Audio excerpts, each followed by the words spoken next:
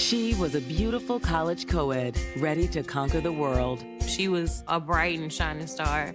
He was a slightly older man who promised to fulfill her every desire.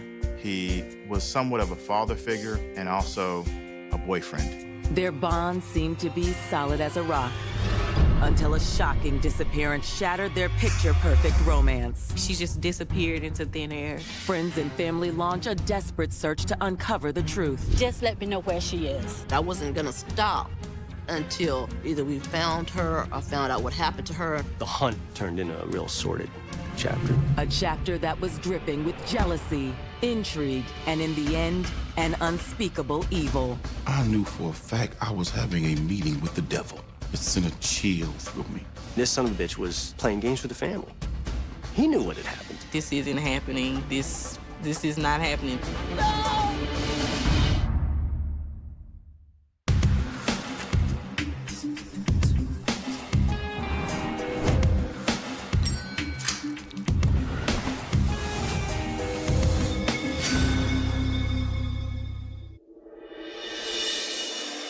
Wednesday, March 21st, 2007, 5:30 p.m.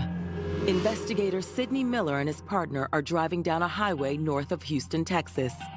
A pair of passengers in the back seat are giving them directions to the possible location of a missing 19-year-old woman who disappeared 6 days prior.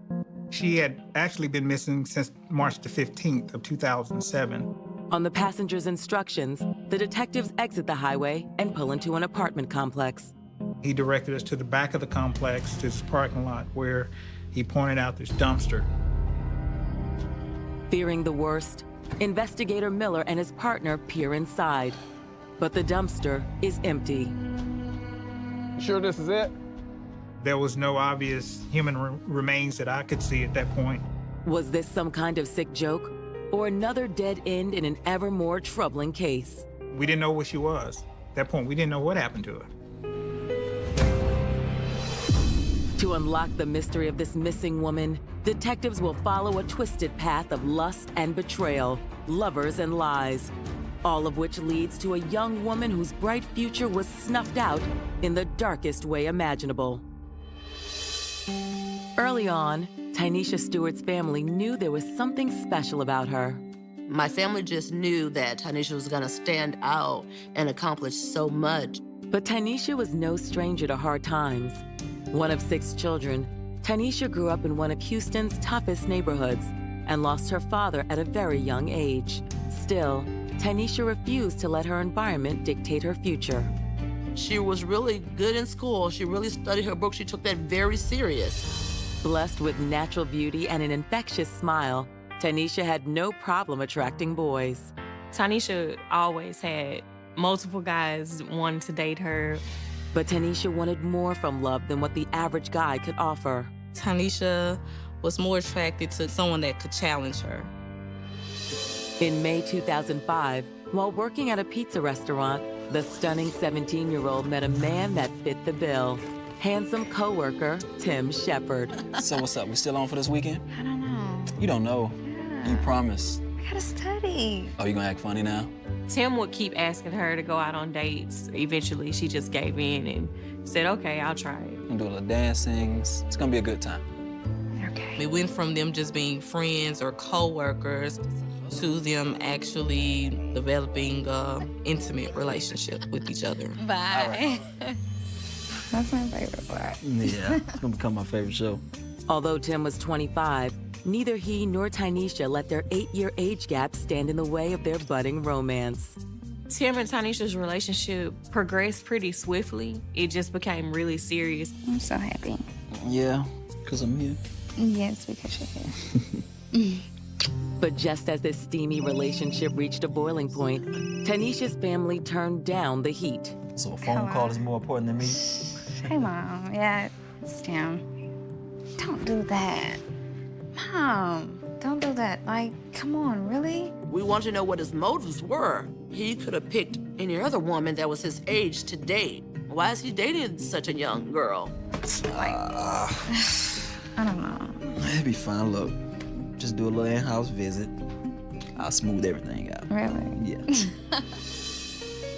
Had it in the wrong place, I think. So it's something simple. I think you just gotta plug this plug in. Yeah. In order to prove how much he loved Tanisha, Tim began spending time with her family. It didn't take long for Tim to win them over. There you have it. Yes! Oh, no problem. You're welcome. He was always around at my mom's house, trying to fix her TV, trying to fix their computers. Going to Granny Plus. Good time. You know, I try to do what I can. Thank you, Tim. Oh, you're welcome. They embraced him as another son. Her mom embraced him. Her sister, her brother embraced him as like another brother. But just when it seemed like the young couple couldn't get any closer, some good news took Tanisha's life in a different direction. Tanisha earned a scholarship to Texas A&M University. I was so happy for her. It was a big accomplishment. Even though the A&M campus is nearly 2 hours from Tanisha's home in Houston, Tanisha was determined to keep her relationship with Tim alive. But just 3 months into her first semester in college, Tim reignited a relationship with an old girlfriend and subsequently dumped Tanisha. I remember Tanisha just bawling, crying, stating that she couldn't believe that her and Tim had broken up. But no sooner had Tim broken up with Tanisha than he realized he'd made a terrible mistake. He decided to go down to Texas A&M and surprise her, and from there they were able to talk and discuss whatever issues they were having, and from there they started back dating. But this time around, something seemed different. They just weren't seeing eye to eye, and Tanisha was on a different level. She became even more independent. She was meeting new people and trying new things out on her own. Tanisha's goal was to move forward in life. When Tanisha returned home for spring break, she saw Tim briefly, but spent most of her time hanging out with friends. Who's going to the concert with? They're my girlfriends. Okay. I'm gonna see you afterwards. Well, we're trying to go eat afterward. So I have to set up appointments to see my girlfriend now? No, it's not like that. I heard Tanisha was coming home for spring break, and I briefly talked to her. She told me that her and a couple of her friends were going to see Beyonce in concert. But a few days before the concert, Tanisha's sister Gayla had a nightmare. I had a bad dream that some jealous girls jumped on her and beat her, and we couldn't find her body. Tanisha was like, "Oh, calm down. I promise you that I'm gonna be okay." Sadly, Gayla's nightmare would hit closer to home than anyone in Tanisha's family could have ever imagined. Sunday, March 18th, 2007. As Gayla returns home from church, she receives a disturbing phone call from her mother. Hello? Gayla? Hey, Have you Mom. talked to Tanisha? No, not since Thursday. Why? Oh my goodness, nobody's heard from her. What do you mean nobody's heard from her? She was supposed to come to the Beyonce concert, I knew that. And then she Right. didn't show up. She never made it to the concert? No.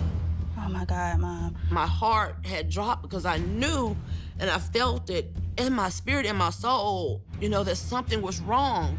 Tanisha's friends echo those sentiments. 36 hours pass, and there's still no sign of Tanisha. I'm terrified because I don't know what's going on at all. It does not make sense to me. Why is this going on? Why is this happening?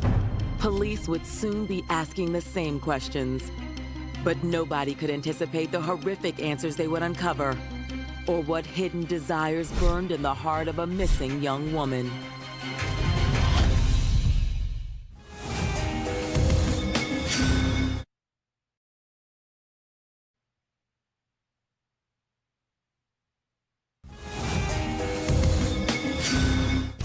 For 2 years, Tim Shepard and Tanisha Stewart had a love that knew no bounds. When she finally decided to start dating him, she cut off, anybody else at the time.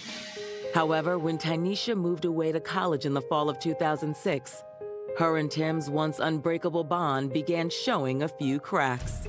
It was on and off, but she still would come back and visit with Tim.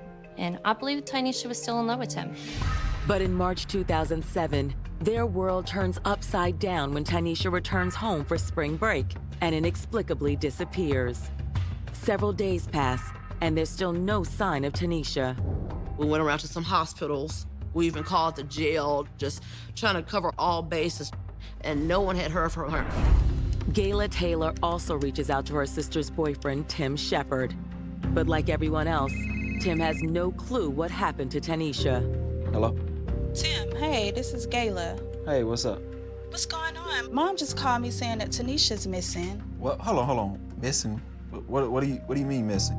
Yeah, she's missing. She's not answering her phone. I mean, when is the last time you talked to her? According to Tim, the last he spoke with Tynesha was 3 days prior, on Thursday morning. It was like she came over to the house with me, but she left, and that was the last time I heard her or seen her. Nobody's talked to her since then? No, it's not like Tanisha to just leave and not answer her phone and not call anybody and not check in. Fearing the worst, Tynesha's family files a missing persons report Monday, March 19th. Once investigators realized Tim was one of the last people to see Tynesha, they asked him to come down to the station. So, Mr. Shepard, can you tell me the last time you talked to Tanisha? A couple of days ago, Thursday.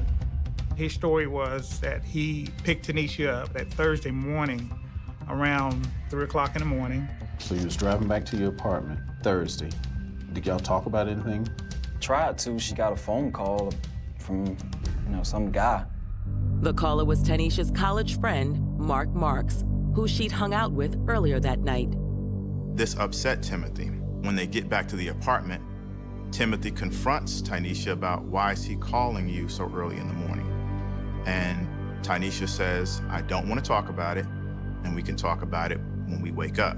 I mean, we've kind of having relationship problems, so I was just trying to smooth things out, and got to the apartment. She just went in the room. She didn't want to mention anything about it. So I kind of suspected she was cheating on me a little. Tim tells investigators that despite his misgivings, he agreed to table the issue as Tanisha requested. But when they woke up a few hours later, Tim confronted Tanisha about the phone call with Mark Marks. Again, she stonewalled him. Ty, we need to talk about this. Talk about what? About what? This whole situation. What whole situation? There's nothing to talk about. Once they get up, he confronts her about why Mr. Marks called her so early in the morning. Tanisha says, I don't want to talk about it. I'm tired of talking about it. There's nothing to talk about? No, it's not. Okay, what about Mark then? We're not talking about Mark. Like, I'm not talking Okay, well... Like, really? I came home to have fun. I'm not doing this. Are you serious? Bye. According to Tim, Tanisha then stormed out of his apartment. She left the apartment and left walking on her own that day. And that was the last time he says that he saw her. Tim, are you being honest with us? Yes, I'm being honest. And you don't have any idea where she is? I have no idea. I love Tanisha. They questioned him for, I think they said 20 hours, something like that. While Tim never wavers from his account, police are curious if his apartment might tell another story. When Shepard gave his statement, he also gave us written consent, voluntary consent to search his apartment. But a search of Tim's apartment fails to turn up any evidence related to Tanisha's disappearance. We didn't have any strong suspicion that he had done anything illegal, so we gave him the key back to his apartment, and we continued our investigation. With Tim all but eliminated as a suspect, detectives set their sights on another man, Mark Marks. He was one of the last two people to be around Tanisha. So quite naturally, Mark Marks was a person that law enforcement wanted to speak with. Had Tanisha been seeing Mark Marks on the side? If so, could Mark be involved in Tanisha's disappearance? Hoping to answer these questions, detectives reach out to one of Tanisha's closest friends, Ashley Walton, and make a shocking discovery. I want to thank you for coming down here, taking your time out of your busy schedule to talk with us. Of course. Just got a few questions to ask you. Yeah. Ever heard of a Mark Marks? Of course I have. I mean, I set him and Tanisha up. He's a friend of my boyfriend. Him and Tanisha were together for maybe a month or so. They're crazy about each other. They hit it off. But at the time, Tanisha was still dating Timothy. Now, let me ask you this. Did Mark know about Tim? Yes, he did. He didn't really like the fact that he had shared Tanisha with anybody. I mean, who would like that kind of idea? Well, then why didn't she break it off with Tim? I mean, it's hard, when you love someone, because she did love Tim. Like I said, I appreciate you coming down here and talking with us. The interview with Ashley is a revelation, and police can't help but wonder, could Tanisha's ongoing relationship with Tim have triggered some sort of jealous rage in boyfriend number 2, Mark Marks? Determined to unravel this mystery, detectives track Marks down and bring him in for questioning on Wednesday, March 21st. What's the nature of your relationship with Tanisha? We're dating. Mark was a typical 19-year-old kid. I mean, couple of tattoos, sharp, articulate. He was cooperative. Did you know she was dating Tim Shepard as well? Yeah, sure, she told me. So how did that make you feel? Well, I didn't like it. Yeah, I bet you did.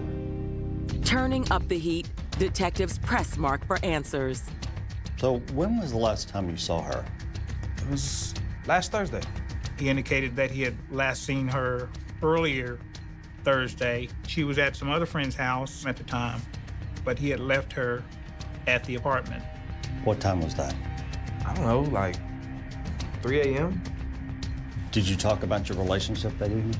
Yeah, sure, we talked about a lot. I mean, she told me that she was ready to leave Tim, that she and I were gonna be together. She didn't want to hurt his feelings, but that she was ready to move on. Detectives are suspicious. Mark's statement places him with Tanisha shortly before Tim picked her up. Is it possible seeing Tanisha with Tim sent Mark into a jealous rage, and that Mark waited until she left Tim's apartment a few hours later to exact his revenge? Did you have anything to do with her disappearance? No, not at all. Did you pick her up from Tim's apartment? Absolutely not. Mark Marks is adamant he had nothing to do with Tanisha's disappearance. He also claims to have a rock-solid alibi. He was at a party with friends on nearby South Padre Island at the time Tanisha vanished. So you have no idea what happened to her? No, not at all. I love Tanisha. She was all I cared about. I would never do anything to hurt her. Detectives confirm Mark's alibi and let him go. He was as innocent as they come. It showed that it really shook him when he learned that Tanisha was missing. With their top two suspects in the clear, detectives begin looking elsewhere. That's when a frightening theory surfaces. The possibility that Tanisha might have been abducted by a stranger after leaving Tim Shepard's apartment on foot. We had to broaden our picture and start looking at all the other angles or possibilities that she could have come up missing. 1 week into the investigation, fear continues to mount, and with each passing day, the chances of finding Tanisha become slimmer and slimmer. The first 24 to 48 hours are the most crucial time when someone is kidnapped or comes up missing. And after that 48-hour period, they're either dead or gone. But as detectives dig deeper into Tanisha's case, they uncover a series of shocking yet seemingly unrelated clues. The question is, can they connect the dots before it's too late?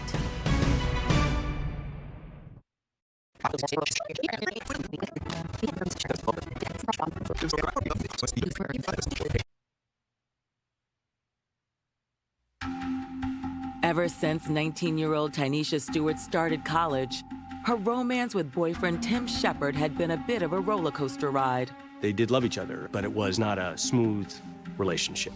Tim hoped to work out the kinks in the relationship when Tanisha returned home over spring break. But shortly after arriving, Tanisha vanished without a trace. Nothing was making sense because we couldn't find her.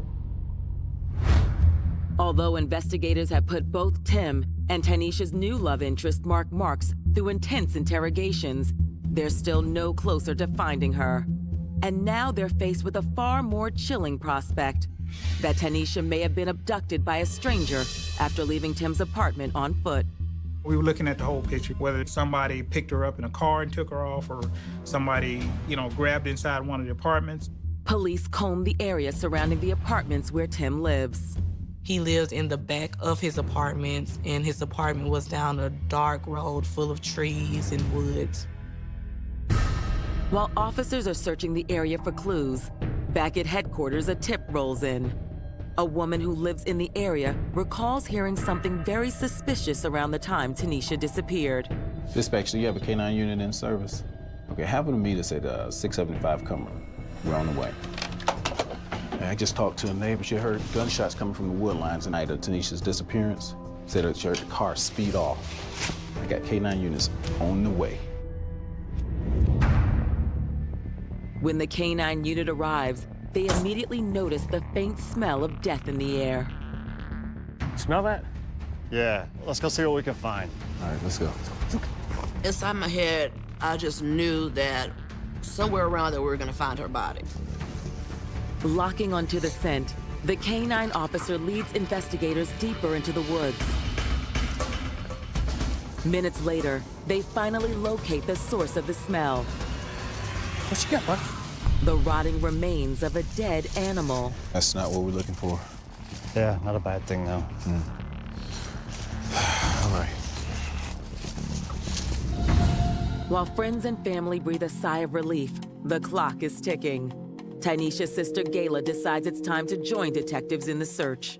I started calling family, friends, getting my own search party together. They came the next day with a whole bunch of more volunteers. We knocking on doors, talking to neighbors that may have seen or heard something, that may have seen her walking away.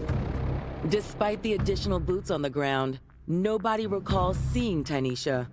But several residents make the same curious observation, that Tim Shepard spent the day after Tynesha's disappearance doing some serious barbecuing.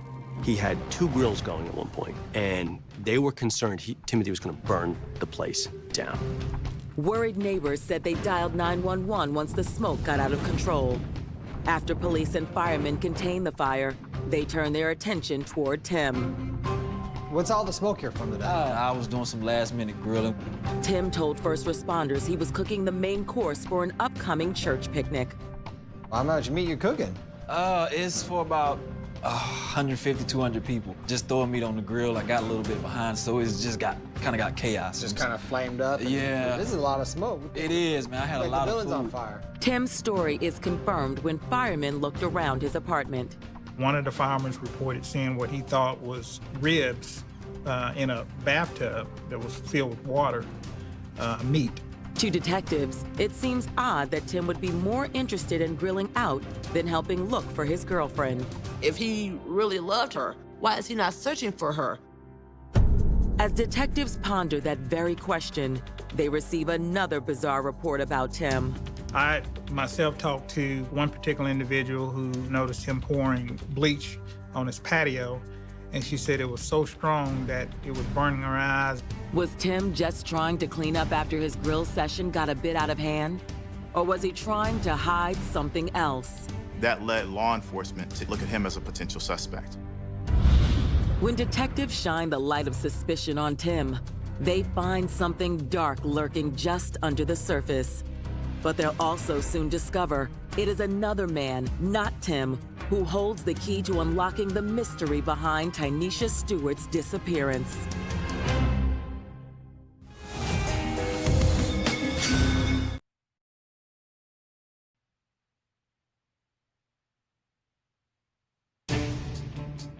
It's been a week since 19-year-old college freshman Tynesha Stewart vanished without a trace. Although police initially ruled out her longtime boyfriend Tim Shepard as a suspect, recent reports of suspicious behavior have police circling back to him. Tenants reported Shepard barbecuing for a period of from Friday all the way over the weekend, continuously. Perhaps more importantly, neighbors also reported seeing Tim cleaning his patio with an inordinate amount of bleach shortly after Tynesha's disappearance. Could Tim be trying to cover something up? If so, what? Hoping to learn more about Tim and Tynesha's history, detectives reach back out to her friends and family. While no one denies Tim loved Tynesha, they say that the more Tynesha spread her wings at college, the more possessive and domineering Tim became. He felt like he pretty much owned her. He would call, harass her, and at times even drove down to Texas A&M, walking the campus trying to find her when she wouldn't return his phone calls. But despite Tim's increasingly controlling nature, he still held a special place in Tynesha's heart. She just longed for Timothy to love her, without abuse, without control, without violence. But when Tim learned about Tynesha's blossoming relationship with college friend Mark Marks, the situation went from bad to worse. There were some threats that Timothy had made to Tynesha via, cell phone, text messages. But the threatening messages were just the beginning. Kayla told us about a time when Tim didn't want her to leave and that Tim had strangled her. Threatening messages, physical violence, when coupled with the fact that Tim scoured his patio with bleach shortly after Tynesha's disappearance, Investigators are now wondering if perhaps Tim is behind Tanisha's disappearance after all. There was some clues there. There was evidence of recent cleaning going on in that apartment, but we didn't have enough at that point to charge him with anything. Investigators may not have enough evidence to charge Tim Shepard, but Tanisha's family is now convinced he's somehow involved. I was like, this guy's gonna get away with this if I don't get these people to arrest him. And that's when I decided to call Quanell X. He is somewhat of an activist for the African American community. I've been the one that black men in this city have come to when they're wanted by police. And I've been able to, by God's grace, facilitate many peaceful surrenders. In a face-to-face meeting with Quanell X, Tanisha's sister desperately pleads her family's case. The reason I'm here to talk to you is my sister, Tanisha Stewart, has been missing. Tanisha Stewart? Mm-hmm. And when's the last time you seen her? They were adamant that they knew something had happened to her, and they were extremely terrified and worried of where was their loved one. Her boyfriend, Tim, is the last one to see her. Tim Shepard? Yes, that's him. Turns out Quanell is already familiar with Tanisha's disappearance. Tim Shepard's family had also called on him to help. And they were asking me to get involved to help protect him from overzealous cops that were going to pin a dirty charge on him. His family saying he didn't do anything. Unsure who to believe, Quanell X calls Tim Shepard, who agrees to a private meeting at his apartment. Tim? Yeah. Hey, I'm Quanell. Hey, how you doing, man? Hey, brother. How you doing? I'm freaking out, man. When Quanell arrives, Tim is upset. I'm saying, brother, it's gonna be okay. It's gonna be all right, Tim. And he was extremely stressed. Is there any place that we can talk?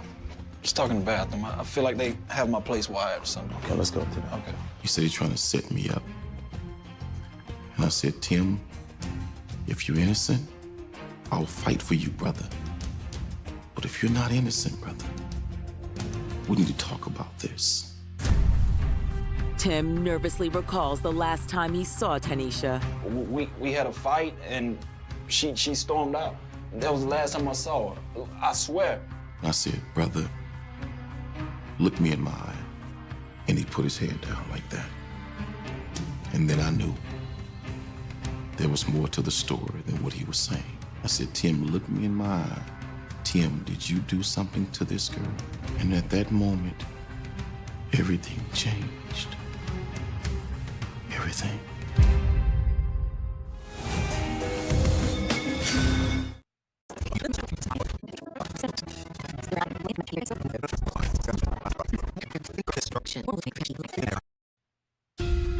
In the case of missing college freshman Tanisha Stewart, some peculiar behavior, along with a series of eyewitness statements, have catapulted Tanisha's boyfriend Tim Shepard to the top of the suspect list. But without any physical evidence connecting Tim to any crime, bringing charges against him will be impossible. In desperation, Tanisha's family has turned to a well-known community activist named Quanell X for help. And in an emotional face-to-face meeting with Tim, Quanell seems to be on the verge of a breakthrough. He said to me, they're gonna give me the death penalty. And I said, Tim, why would they give you the death penalty, man? Is she dead? Yeah.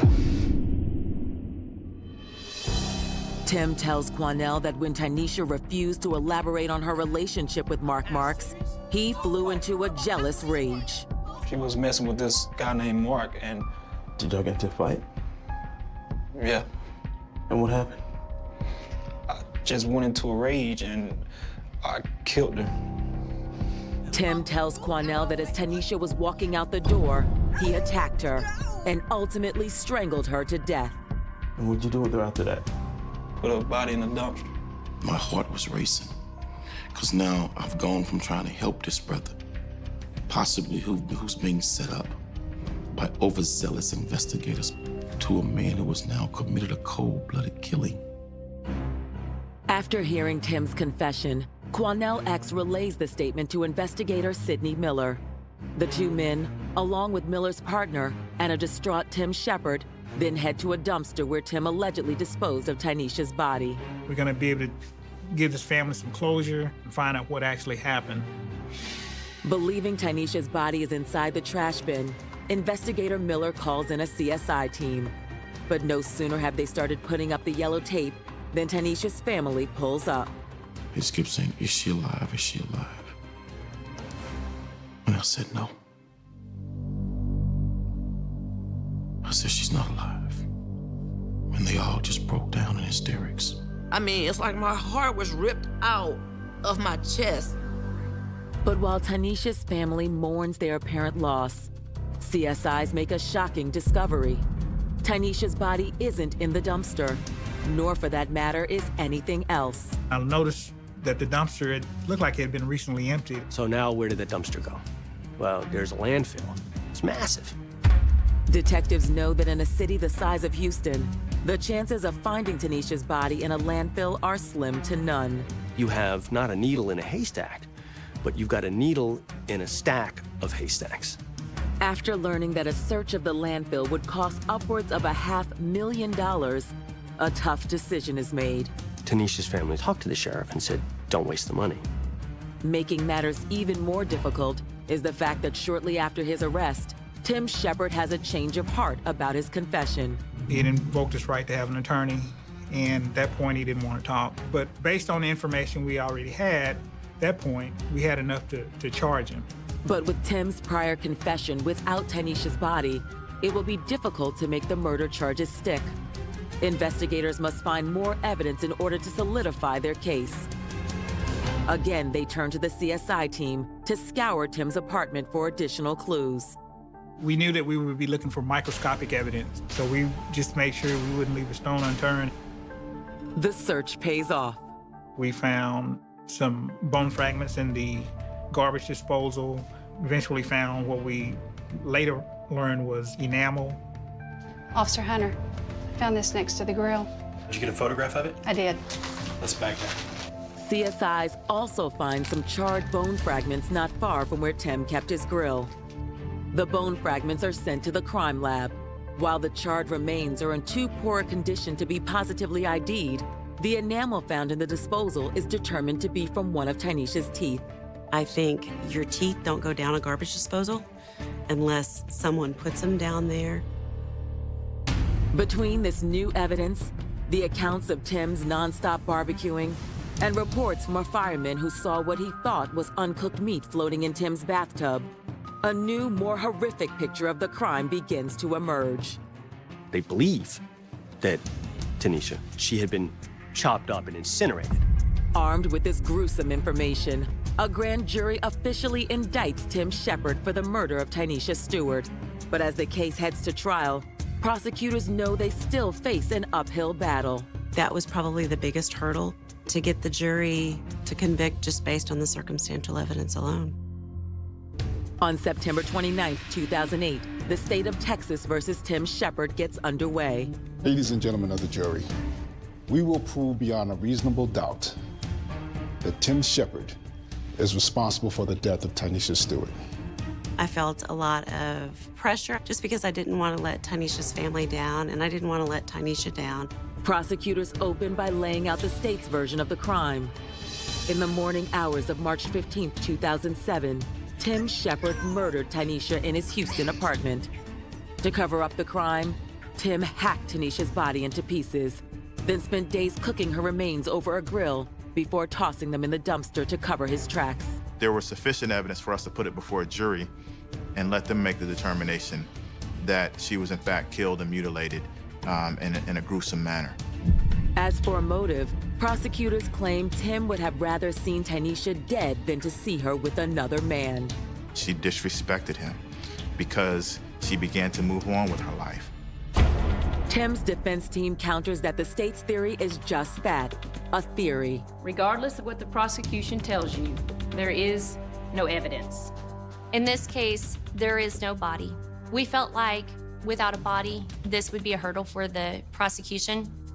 Even so, there was no denying the tooth fragments found inside Tim's disposal did come from Tynesha. No person that was alive is going to quietly allow someone to extract a tooth or teeth from them and put them in a garbage disposal. After putting forth physical evidence, Prosecutors call their star witness to the stand, Quanell X. Quanell testified where Timothy identified locations where he tossed her body after he mutilated her, and that was gripping testimony. I asked him if he killed her, and he said yes. Quanell's testimony is riveting, but some in the courtroom question his credibility. He's a controversial character. He has done time for selling drugs. He has now made a name for himself for standing up for minority rights in the city. With Quanell X's turn on the witness stand seemingly a push, prosecutors play their last card and call the defendant's own cousin, Nicholas Shepard, to the stand. What Nicholas has to say blows everyone in the courtroom away. Nicholas testified to the fact that Timothy said he would do harm to Tynesha if it came down to it, and that if he had to kill somebody, he would cut him up and boil him. I think the jury was a little bit surprised about what they were hearing. You could sense some shock and disbelief. But before the final gavel falls, the defense will call a surprise witness to the stand. A witness whose story could crush the prosecution's case. A witness named Tim Shepard.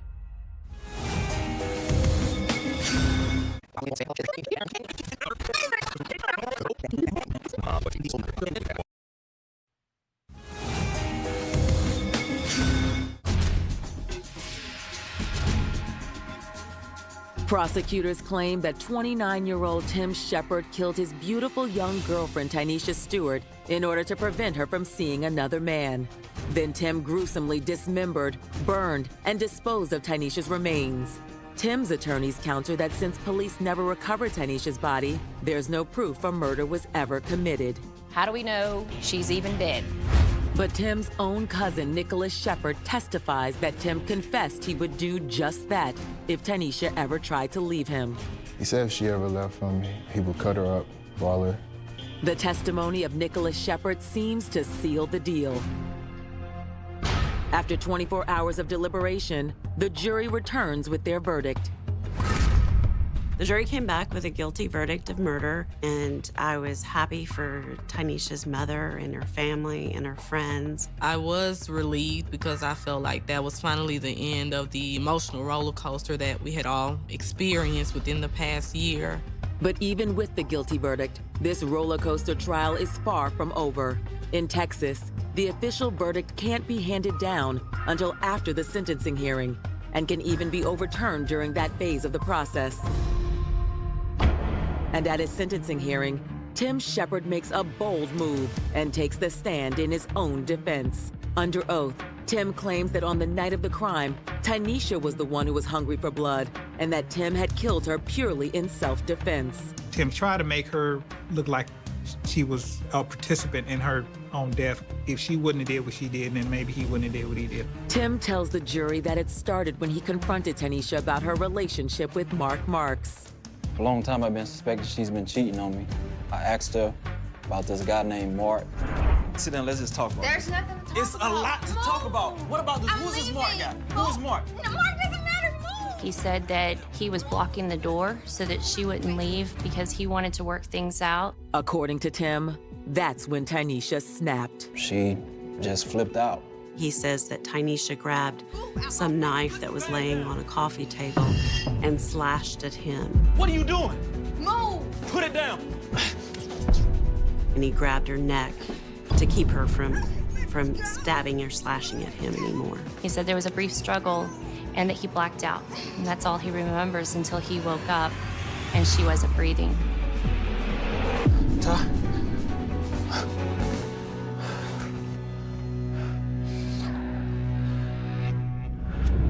To support Tim's testimony, his attorneys submit photographs taken of Tim's hands the night he was arrested.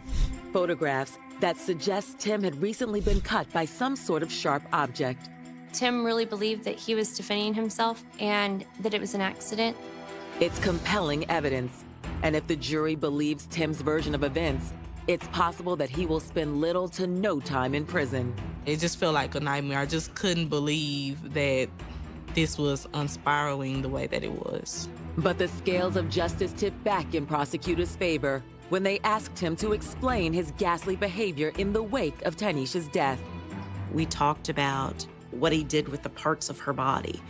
And I asked if he put them on the barbecue pit, and he very quickly corrected me and said, no, I put her in the smoker. To me, that's not human. On the heels of this gruesome testimony, not only does the jury uphold the guilty verdict, but they hammer Tim with the maximum sentence possible. Assess his punishment at confinement in the Institutional Division of the Texas Department of Criminal Justice for 99 years. I knew that a man that was capable of such a cold-blooded murder and could talk about it in such a way was dangerous and could never be trusted. But in the minds of Tanisha's friends and family, the punishment doesn't go far enough. I prefer him to be in a cell 24/7 with a picture of Tanisha that flashes every day, so you'll never forget why you're in here. Tanisha's loved ones can take some comfort in the fact that Tim Shepard will never get the chance to hurt another woman again, to never take the life of someone with such intelligence, beauty, and a future of limitless possibilities. Someone like Tanisha Stewart. Love got the best of him, and he overreacted. Multiple stops. We interviewed everyone. Her family, her boyfriend John, who was completely cleared. We even looked at her father, Charles, whose reaction to questioning was bizarre, telling detectives that if he had killed her, they never would have found her. A foolish thing to say to a homicide detective, but being foolish does not make you a murderer. Our attention continually returned to the restaurant, a chaotic environment filled with late shifts and men who knew her routine. One co-worker, a 20-year-old cook named Michael Bartelt, stood out. He claimed he saw her leave through the back door, contrary to what everyone else said. He told investigators he was leaving for a vacation to Hawaii, a trip he never took, opting instead to go to Las Vegas with a manager. Years later, in 1988, Michael's own sister called the police, accusing him of the murder, detailing a history of horrific abuse within their family, and claiming he knew the rural dumping grounds intimately. We found out Michael's time card from that fateful night showed he was not even on the clock, meaning he had injected himself into the timeline with a lie. He was a manipulator, a man who constructed realities to suit his predatory needs. We also looked at a man named Wilbert Mackey, a local monster who lived near the river and allegedly terrorized his children by claiming he was the killer, making them read true crime magazines. But science, the great equalizer, eventually spoke. Decades later, DNA extracted from a towel found in that white box excluded Michael, excluded his brother, and excluded Mackey. The killer remains a ghost, but ghosts leave footprints. The current theory leans toward a crime of opportunity by a stranger, possibly a military man responsible for other similar, cold-blooded dismemberments across the country, like a girl found in Idaho over a decade later in 1981. The mind of such a serial predator is an abyss of control and destruction. They take a life to feel godlike, to assert dominance over another human being simply because they can. But we do not forget. We do not let the files gather dust. We keep looking, we keep testing, we keep hunting. If anyone out there knows the truth about Stephanie Casper, you need to call the Detective Bureau at 262-636-3225 or Crime Stoppers at 888-636-9330. Because Stephanie deserved to turn 18. She deserved to live her life. And whoever took that from her, whoever sits in the dark, believing they got away with the ultimate sin, needs to understand one undeniable truth. Homicide detectives do not forgive, and we do not forget. Humans are peculiar creatures. They will construct the most intricate, suffocating cages for themselves out of lies, debt, and greed, and then they will kill or vanish for the most ridiculous, pitiful reasons you can possibly imagine. I tell you, after decades of looking into the hollow eyes of killers and the desperate faces of the missing, nothing surprises me, but everything disappoints me. Let's examine the chilling disappearance of Melissa Casillas. It is the 26th of June, 2025, in the high desert of Taos, New Mexico. Melissa is a mother, a wife, and an administrative worker at the highly secure Los Alamos National Laboratory. She has an 18-year-old daughter named Sierra, a girl who has already survived a horrific car crash and relies on her mother entirely. Melissa is the emotional anchor of that family. But anchors, when tied to a sinking ship, will drag you straight to the black bottom of the ocean. Her husband is Mark. He is a superintendent at the same laboratory, a professional outfitter and a hunter, a man who tracks prey and reads the wilderness for a living. On this particular Thursday, Mark calls the police and claims his wife is simply gone. He says she vanished into thin air from their home, leaving behind her purse, her wallet, her keys, her car, and 90-day supply of her vital thyroid medication. Now, when a husband tells you his wife casually walked away from her entire existence without her life-saving medication, your investigative instincts should be screaming. The timeline of this day is a masterclass in contradiction and concealed panic. Mark says they drove to work together at 6:15 in the morning. Melissa dropped him off, but instead of walking to her desk, she drove an hour and 15 minutes straight back home. Why? She later told her daughter she forgot her security badge. But Mark watched her hand that very badge to the security guard that morning. A blatant lie. The first domino falls. At 8:02 in the morning, back at her house, Melissa performs a factory reset on her old cellular phone. She wipes it completely clean. Then she goes about her day as if she is not standing on the crumbling edge of a cliff. She brings Sierra lunch at 12:56 in the afternoon. Security cameras show her walking briskly, purposefully. She sends a final text message to her daughter at 1:33 in the afternoon. Exactly 5 minutes later, at 1:38, her brand new phone is wiped clean. Her internet cloud backup is completely and permanently erased. You do not do that if you're going for a casual afternoon stroll. You do that if you are meticulously erasing your digital existence. Or, more ominously, if someone else is forcing you to erase your tracks before they erase you. By 2:18 in the afternoon, a residential camera catches her walking down Highway 518, carrying a small backpack, alive, alone, and then she becomes a ghost. The investigation that follows is a tragedy of errors and misplaced trust. The extended family immediately begins to point fingers, and the husband, Mark, starts acting less like a terrified spouse and more like a seasoned defense attorney preparing for trial. When a family friend named Lloyd reports seeing Melissa walking near a suspicious blue truck on that very highway, Mark immediately dismisses the sighting. He tells the police it was not her. He tells the authorities not to bother looking. And the police actually listen to him. You have to be kidding me. Since when does a primary person of interest direct the flow of a missing persons investigation? Never take a suspect at their word.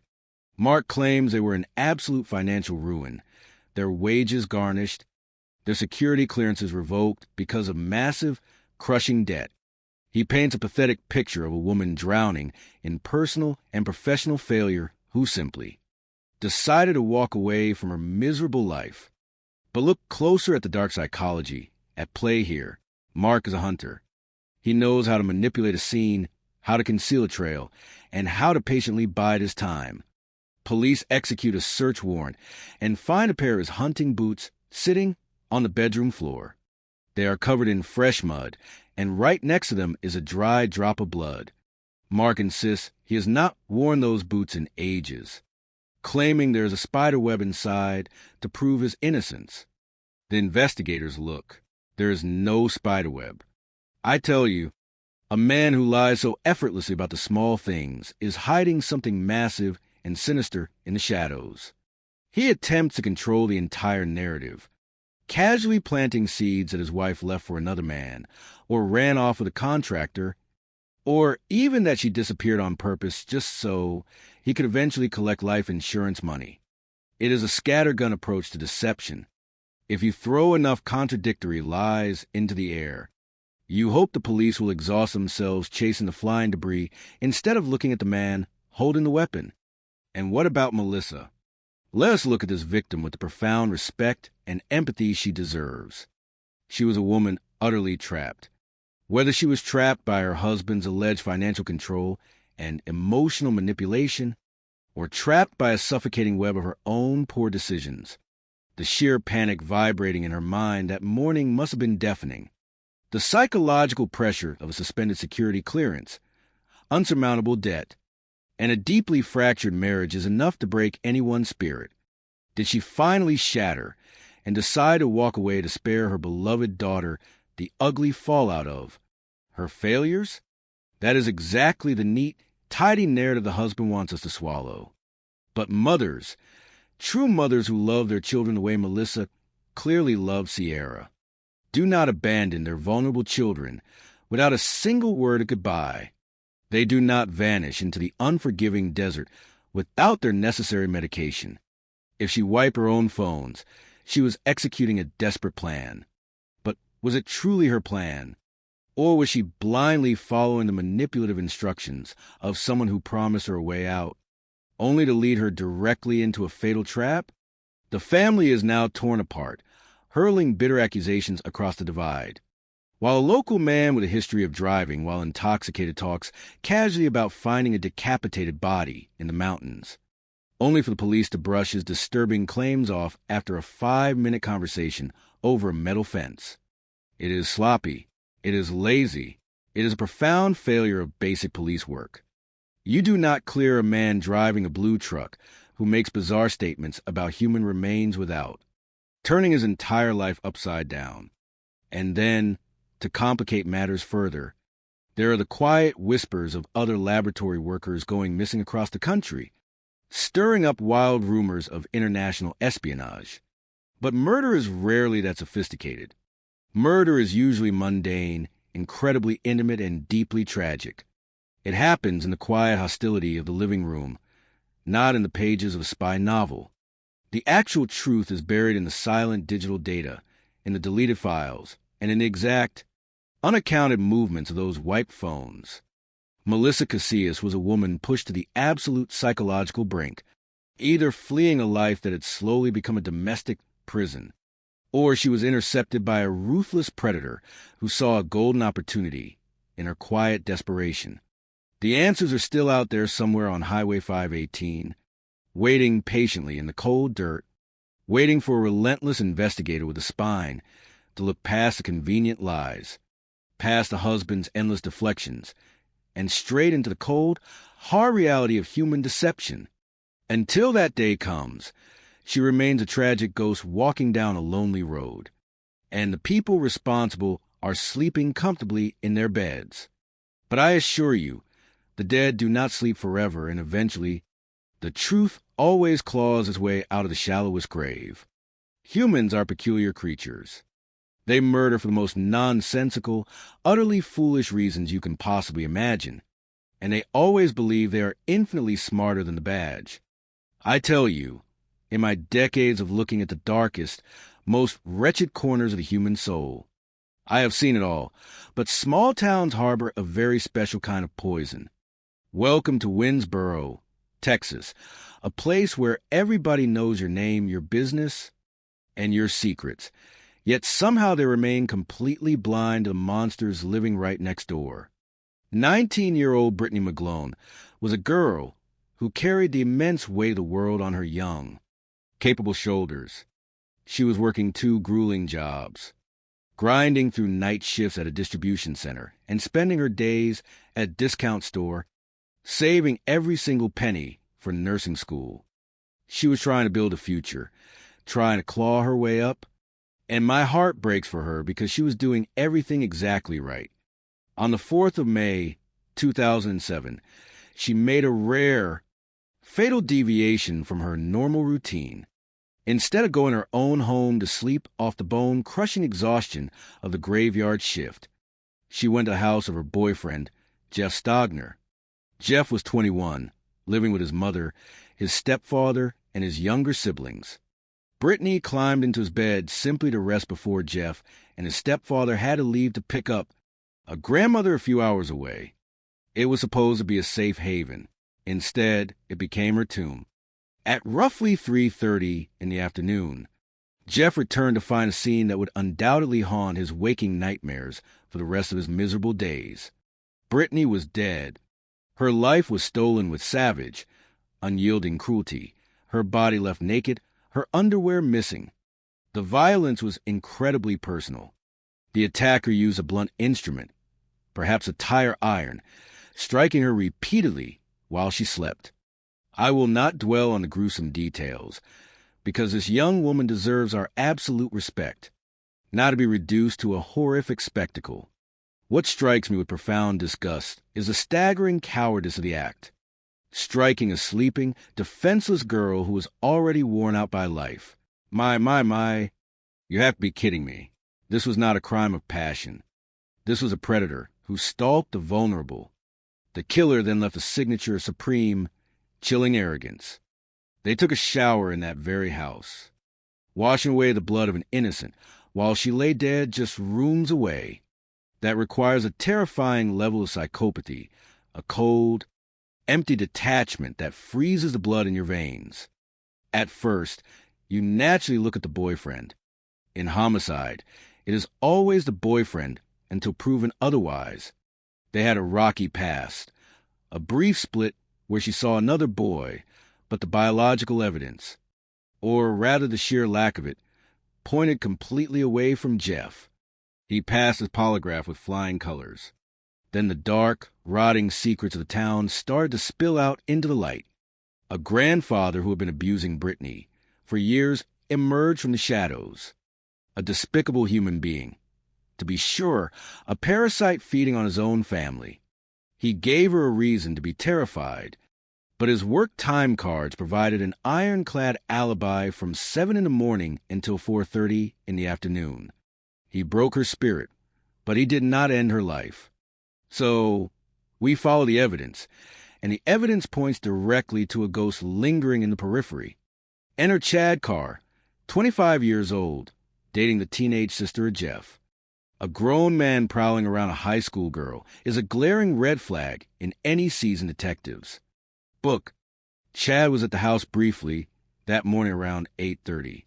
He knew Brittany was asleep. He knew the house would soon be empty.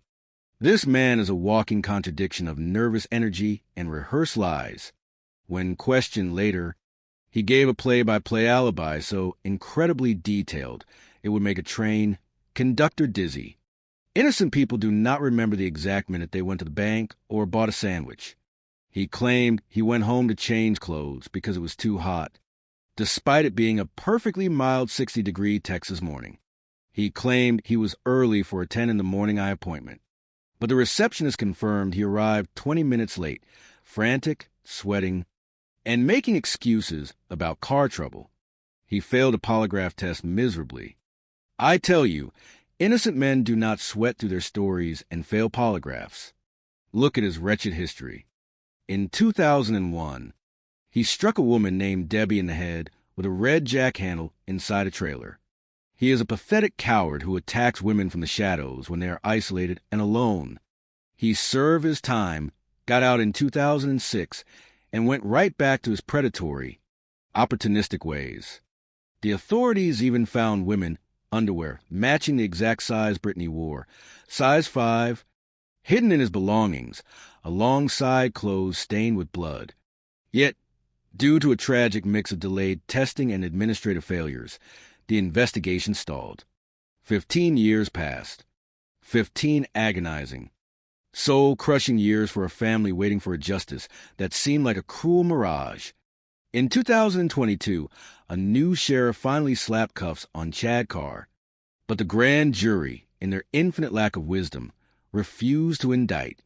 A catastrophic failure of the justice system that makes you absolutely sick to your stomach. Chad walks free today, a wolf wearing the skin of a free man. But the truth does not sleep, and neither do the ghosts of the innocent. The biological evidence recovered from that shower drain is still being scrutinized by modern science. The psychological profile is undeniable. Chad Carr is a man hollowed out by his own deep inadequacies, driven by a pathetic need to control, dominate, and destroy what he cannot possess. He saw an opportunity, a sleeping girl, an empty house, and he let his dark demons take the wheel. He is arrogant enough to think he got away with it. But in homicide, time is the only thing we have in absolute abundance. We will wait. The evidence will eventually speak for Brittany McGlone, because her beautiful voice was silenced. But the echoes of her innocence and the truth of what happened in that bedroom will never fade. Human beings are curious creatures. They tell lies that a toddler could see through, and they destroy lives for the most absurd, insignificant reasons you could possibly imagine. I tell you, after decades of looking into the eyes of killers, nothing surprises me, but the sheer cowardice of some people still manages to turn my stomach. We are looking at a cold night in Benson, North Carolina. The date is November 24th, 2016. Thanksgiving has just rolled over into Black Friday. It is roughly 3 a.m. when two men casually stroll up to officers in police department parking lot. Their names are Julian Valles Jr. and Jeremy Carpenter. They are not out of breath. They are not frantic. They just need a locksmith because they claim there are layers of duct tape wrapped tightly around their faces.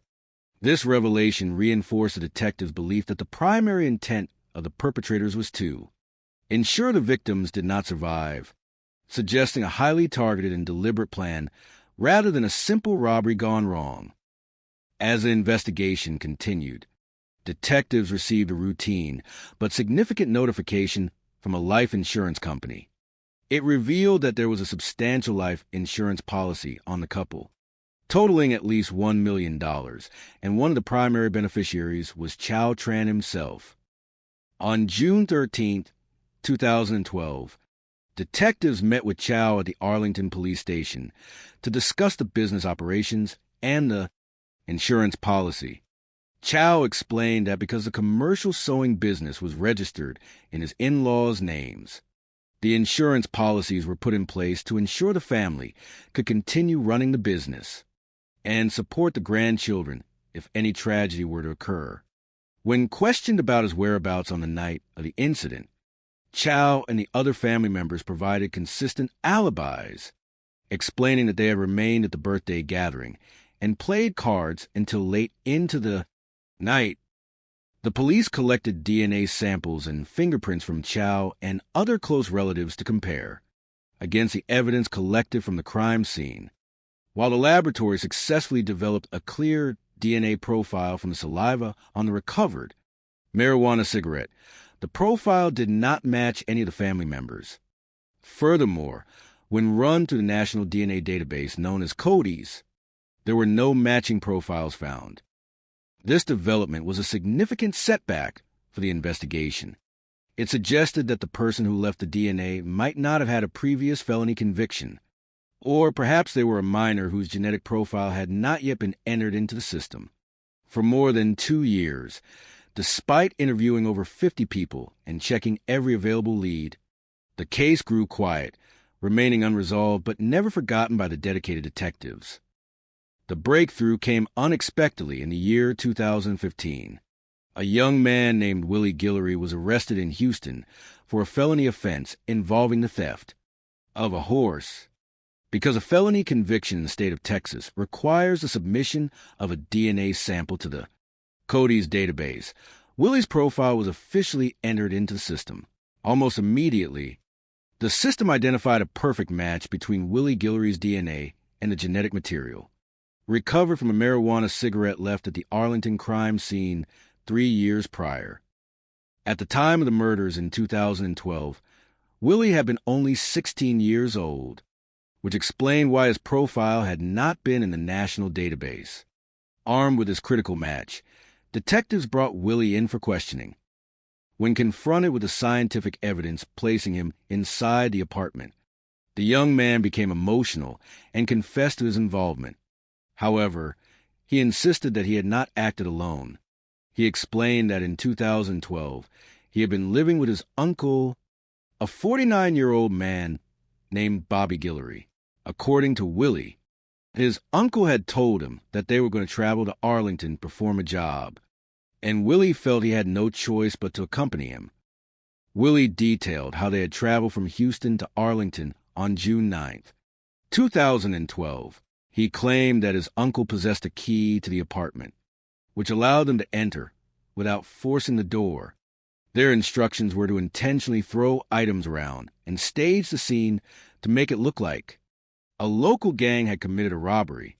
Willie admitted to smoking a small portion of a marijuana cigarette and leaving it behind as part of the staging process.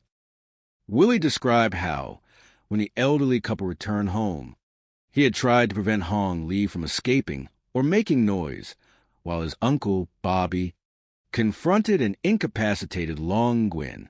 Afterward, they used duct tape to bind the couple and move them into the bedroom closet before leaving the scene and returning to Houston. When detectives asked why they had targeted the specific couple, Willie revealed a crucial piece of the puzzle.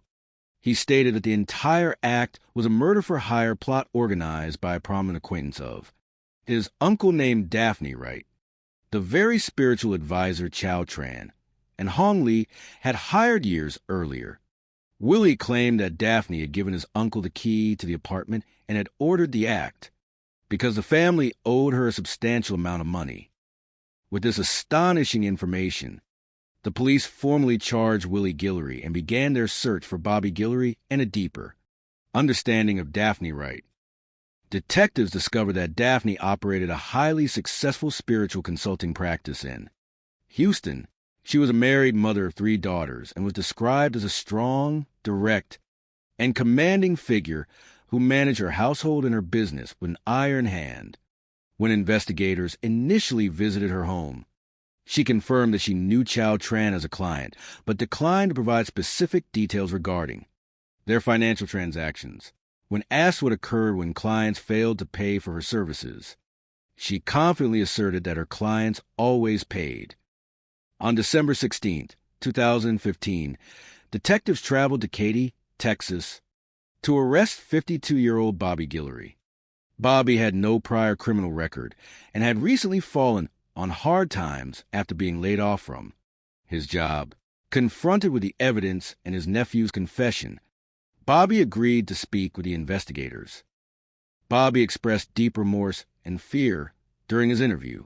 He claimed that Daphne Wright had taken advantage of his financial desperation, offering him $10,000 to carry out the deed. He explained that Daphne functioned like a spiritual lender, charging immense fees to her clients on credit. Over the course of her consultations with Chow Tran and Hong Lee, their unpaid balance had reportedly escalated to a sum between $250,000 and $280,000.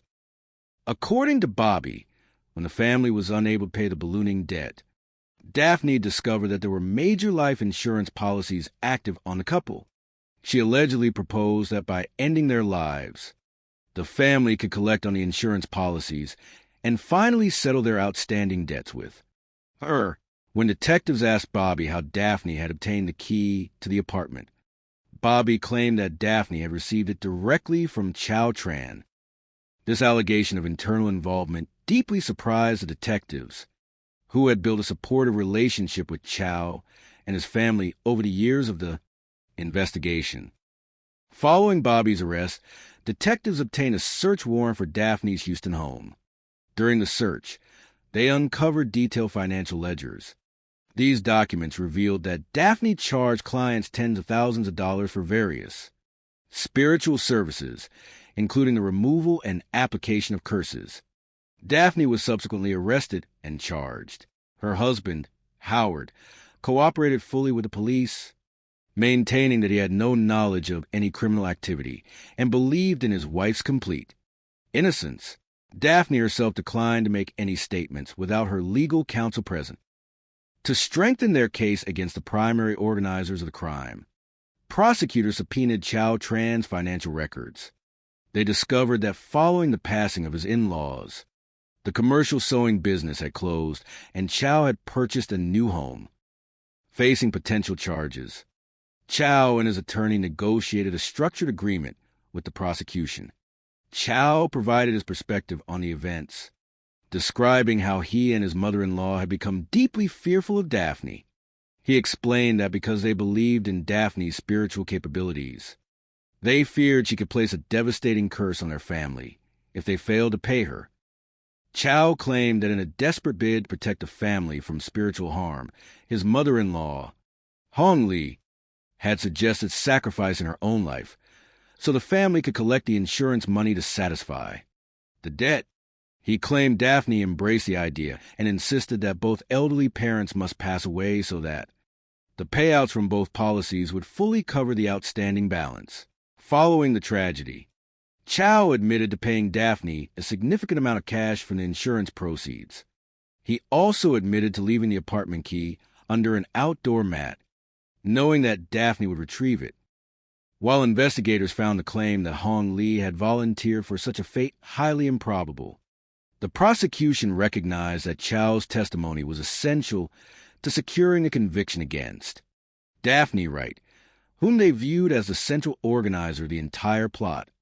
In exchange for his full and truthful testimony at trial, Chow was offered immunity from prosecution. On August 26, 2019, the trial of Daphne Wright commenced. Chow Tran took the stand as the key witness for the state, portraying Daphne as an exceptionally greedy individual who would stop at nothing to secure her payment. The defense counsel vigorously challenged Chow's credibility, arguing that there was no written documentation or digital footprint of a $280,000 debt. They suggested that Chow had acted out of personal financial self-interest to secure the insurance money for himself, pointing out that he had received complete immunity despite his admitted involvement in coordinating the keys. In September 2019, after careful deliberation, the jury reached its verdict. Daphne Wright was convicted of capital murder and sentenced to life imprisonment without the possibility of parole. Bobby and Willie Guillory also faced justice for their respective roles in the tragedy. For the investigators who had spent years dedicated to bringing resolve to the family of Long Nguyen and Hong Li, the conclusion of the legal proceedings brought a mixture of peace and reflection. While some aspects of the resolution remained complex, the truth had ultimately been brought to light through diligent police work, scientific advancement, and an unwavering commitment to justice for two beloved members of the community. The memory of Long and Hong remained cherished by those who knew them, serving as a reminder of the enduring strength of family bonds and the ultimate triumph of truth over darkness. The story of the Nguyen family begins not in the sprawling, sun-drenched suburbs of North Texas, but across the vast expanse of the Pacific Ocean. In the year 2000, Long Nguyen and his beloved wife, Hong Lu, made the monumental decision to leave their familiar life in Vietnam. They were not merely moving to a new country. They were carrying with them a treasure trove of time-honored traditions, an unwavering work ethic, and a deep, abiding love for their 3 children and grandchildren. For many decades, the city of Arlington, Texas, had been a beacon of hope for Vietnamese immigrants. The first major wave of families had arrived after the autumn of 1975, settling into the heart of Tarrant County. Over the years, they established a vibrant, closely knit community.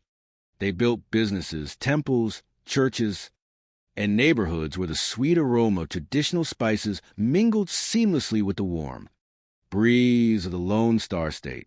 Long and Hong chose the city carefully, studying its geography and recognizing it as a fertile ground where their children could receive a grand education and their grandchildren could grow up with endless opportunities. To establish their footing in this new land, Long and Hong founded a commercial sewing business. It was a true family endeavor, while the elderly couple managed the intricate craftsmanship of the garments. They relied heavily on their 38-year-old son-in-law, Chow Tran. Chow spoke fluent English, possessing a charismatic charm that made him the perfect public face for the business. He negotiated with major contractors, managed client relationships, and handled the daily operations of their workshop. For nearly a decade, their hard work bore abundant fruit. The family secured prestigious contracts with commercial giants, including the world-renowned Disney Corporation.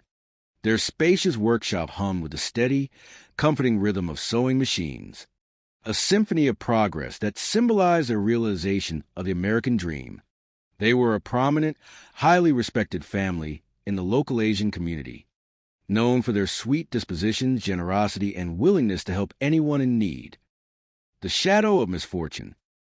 However, the path to prosperity is rarely a straight line.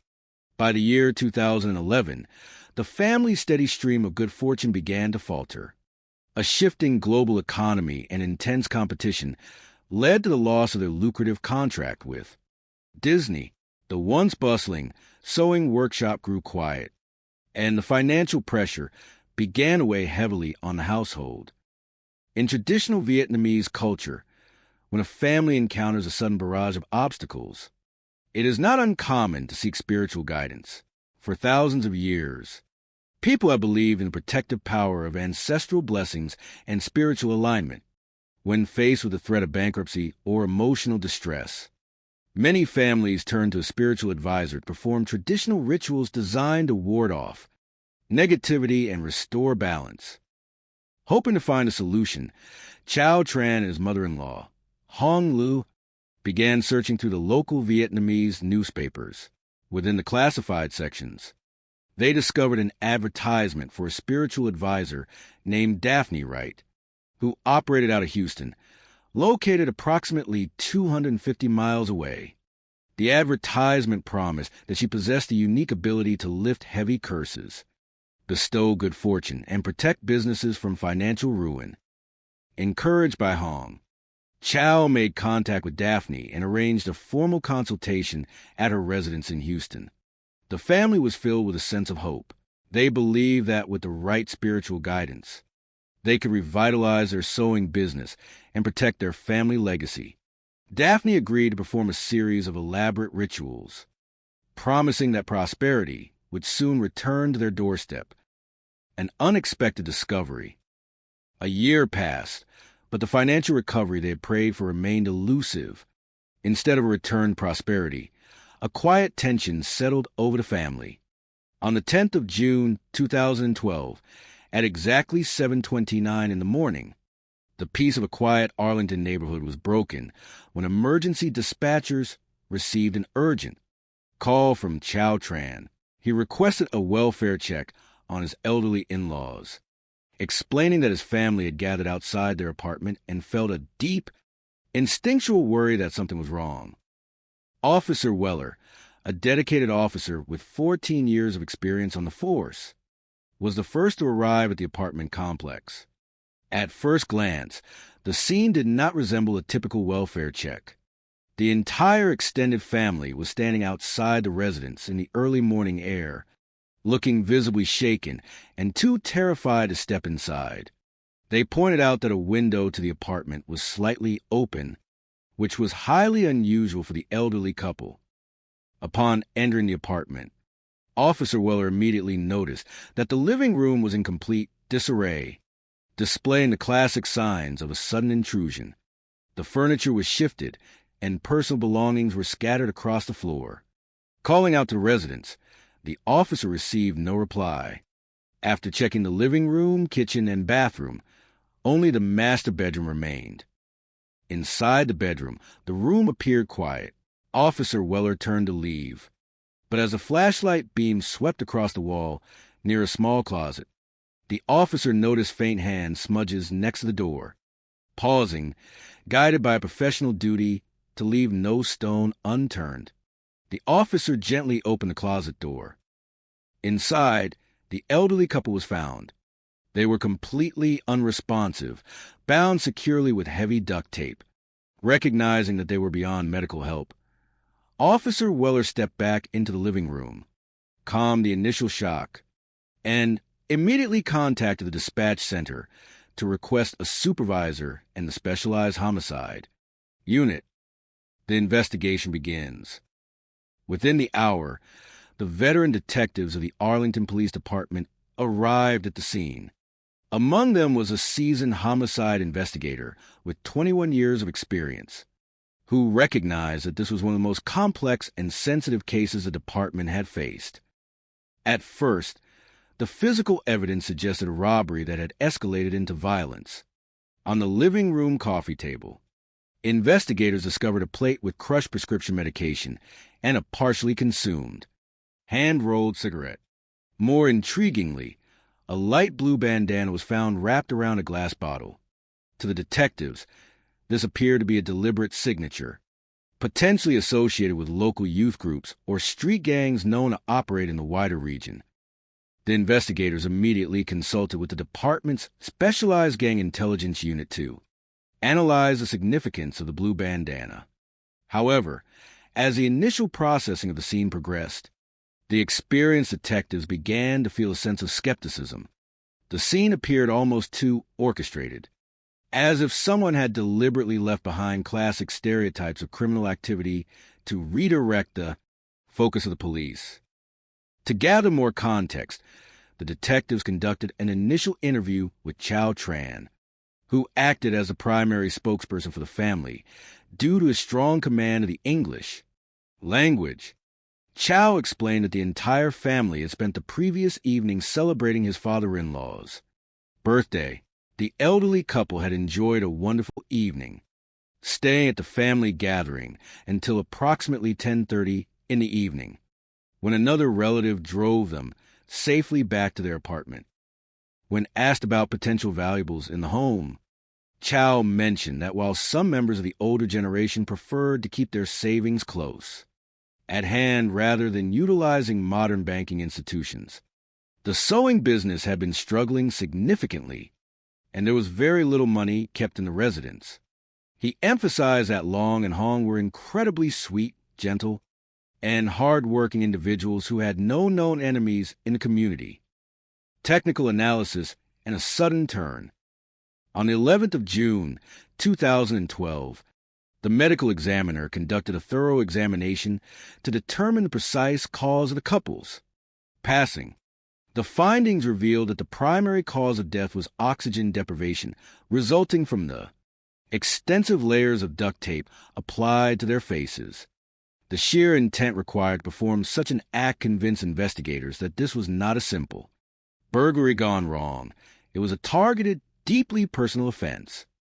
While detectives continued to explore the gang theory, they received an unexpected telephone call from a national life insurance provider. The representative informed Detective Stewart that the deceased couple carried a highly substantial life insurance policy valued at approximately $1 million. When the detective inquired about the named beneficiaries of this policy, the company confirmed that Chow Tran was designated to receive a major portion of the funds. On the 13th of June, 2012, detectives invited Chow back to the police station to discuss the business operations and the existence of the insurance policies. Chow was highly cooperative, explaining that because the commercial sewing business was registered under his in-laws' names, the insurance policies were established to ensure the family could continue operating the business and support the grandchildren if either elder were to pass away. He provided a detailed timeline of his whereabouts on the night of the incident, which was fully supported by the rest of the family members who had been playing cards together until late into the night.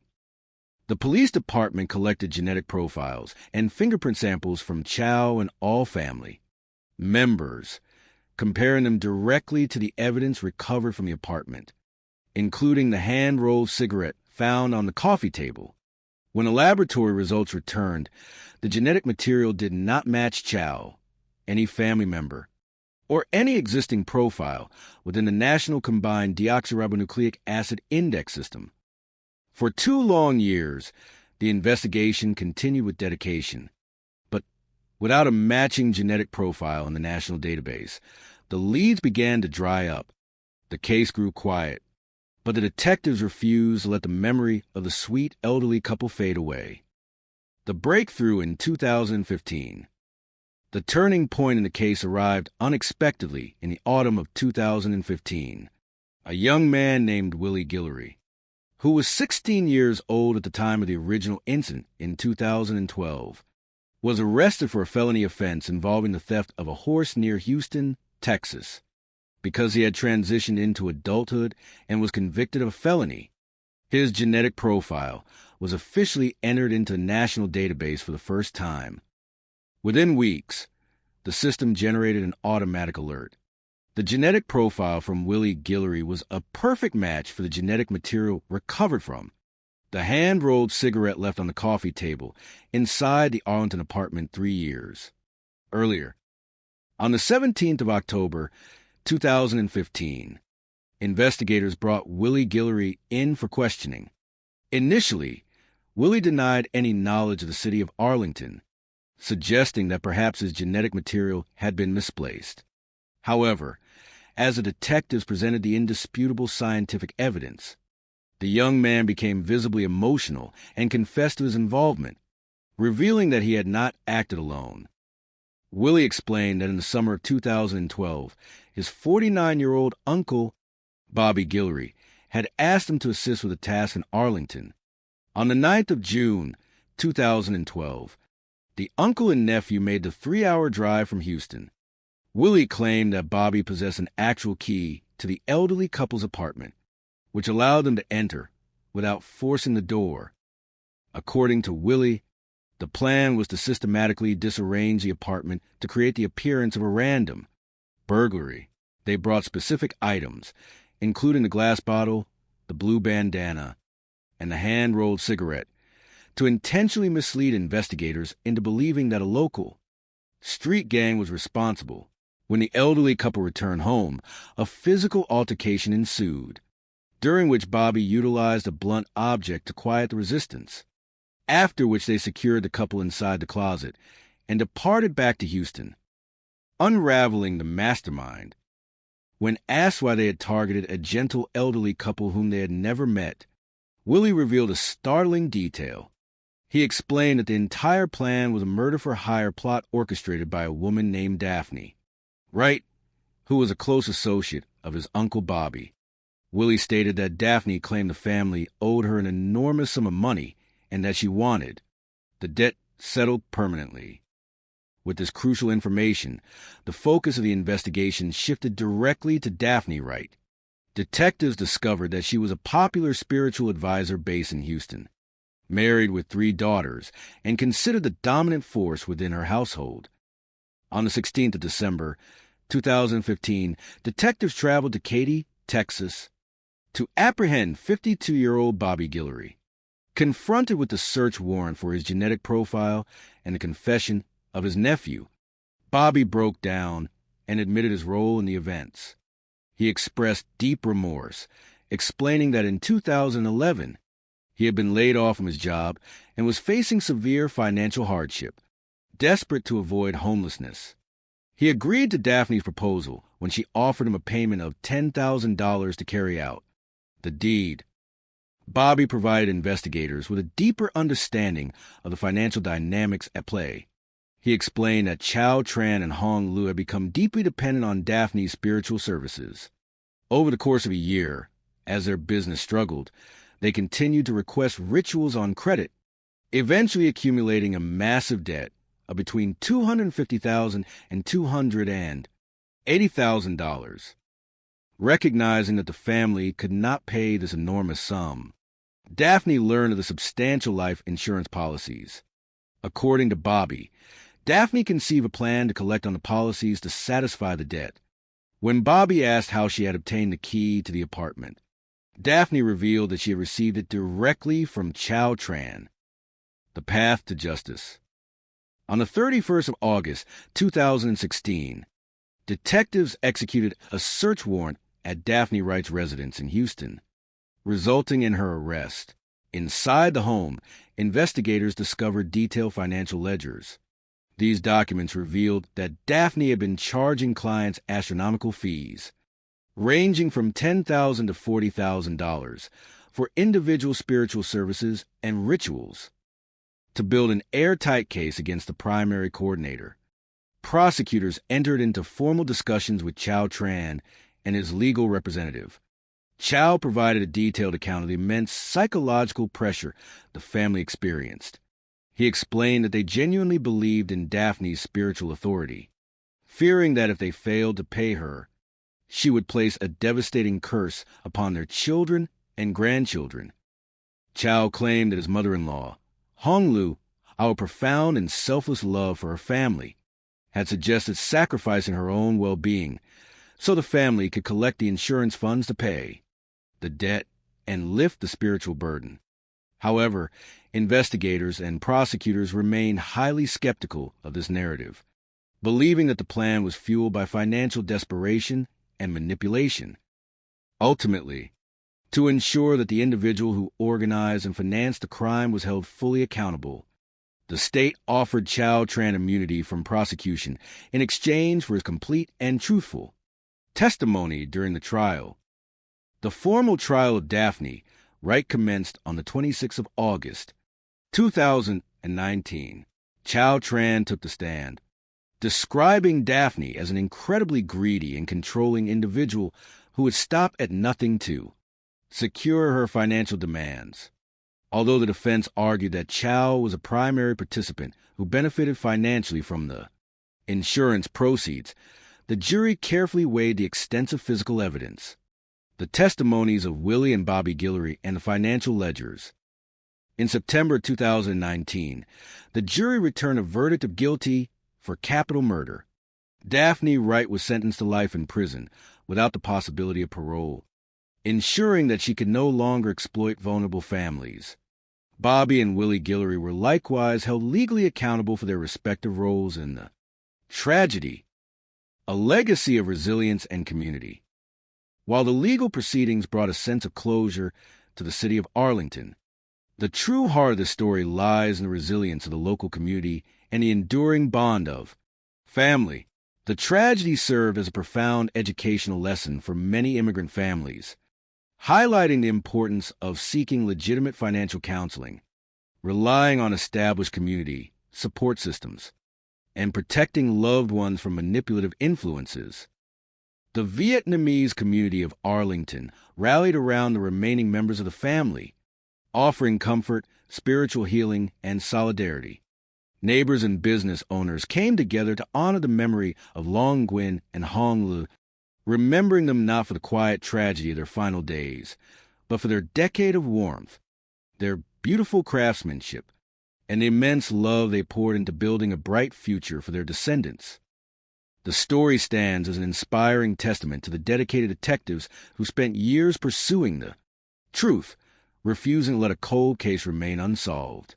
It reminds us that even when faced with the absolute darkest aspects of human greed, the light of truth, the strength of community, and the warmth of familial love will always prevail, guiding us toward a peaceful and just tomorrow. The morning sun over Arlington, Texas, always had a way of painting the suburban landscape in shades of warm amber and soft gold. It was a city of quiet intersections, bustling strip malls, and a vibrant tapestry of cultures that had woven themselves into the very soil of Tarrant County. Over the decades, among these, the Vietnamese community stood as a beacon of resilience and entrepreneurial spirit, having established deep roots since the late 1970s. They brought with them not just their dreams, but their heritage, their culinary secrets, and an unwavering devotion to family. Detective Stewart, a man with 21 years of service in the Homicide Division, appreciated the quiet mornings. He was a veteran who had seen the city grow, change, and sometimes stumble. Yet, he maintained a gentle, almost whimsical sense of humor about the daily quirks of police work, often sharing a laugh over lukewarm coffee with his colleagues. To him, the badge was not just a symbol of authority, but a commitment to keeping the peace in a community he deeply loved. On the morning of June 10th, 2012, at exactly 7:29 in the morning, the peace of a quiet Sunday was gently interrupted. An emergency call came through to the dispatchers. The caller was 38-year-old Chow Tran, a Vietnamese immigrant who spoke with a hurried, anxious tone. He was requesting a welfare check on his elderly in-laws, Long Nguyen and Hong Lee. An unexpected Sunday call. Chow Tran explained to the dispatcher that his father-in-law, who was in his early 70s, and his mother-in-law had not been answering their phone. The concern in his voice was palpable, a natural reaction for a family that was closely knit. He mentioned that his wife and teenage son had gone to the apartment to knock on the door, but the silence from within was deafening. They had noticed an open window, and the blinds were slightly askew, which was highly unusual for the meticulous elderly couple. Officer Weller, a dedicated officer with 14 years of experience, was the first to arrive at the scene. He was a cheerful man who prided himself on his approachable nature, always ready with a smile for the neighborhood kids. But as he pulled up to the apartment complex, he noticed the entire family standing outside, their faces clouded with worry. It was far too early in the morning for a typical welfare check, and the sheer number of gathered relatives suggested that something was amiss. Upon entering the residence, the atmosphere shifted.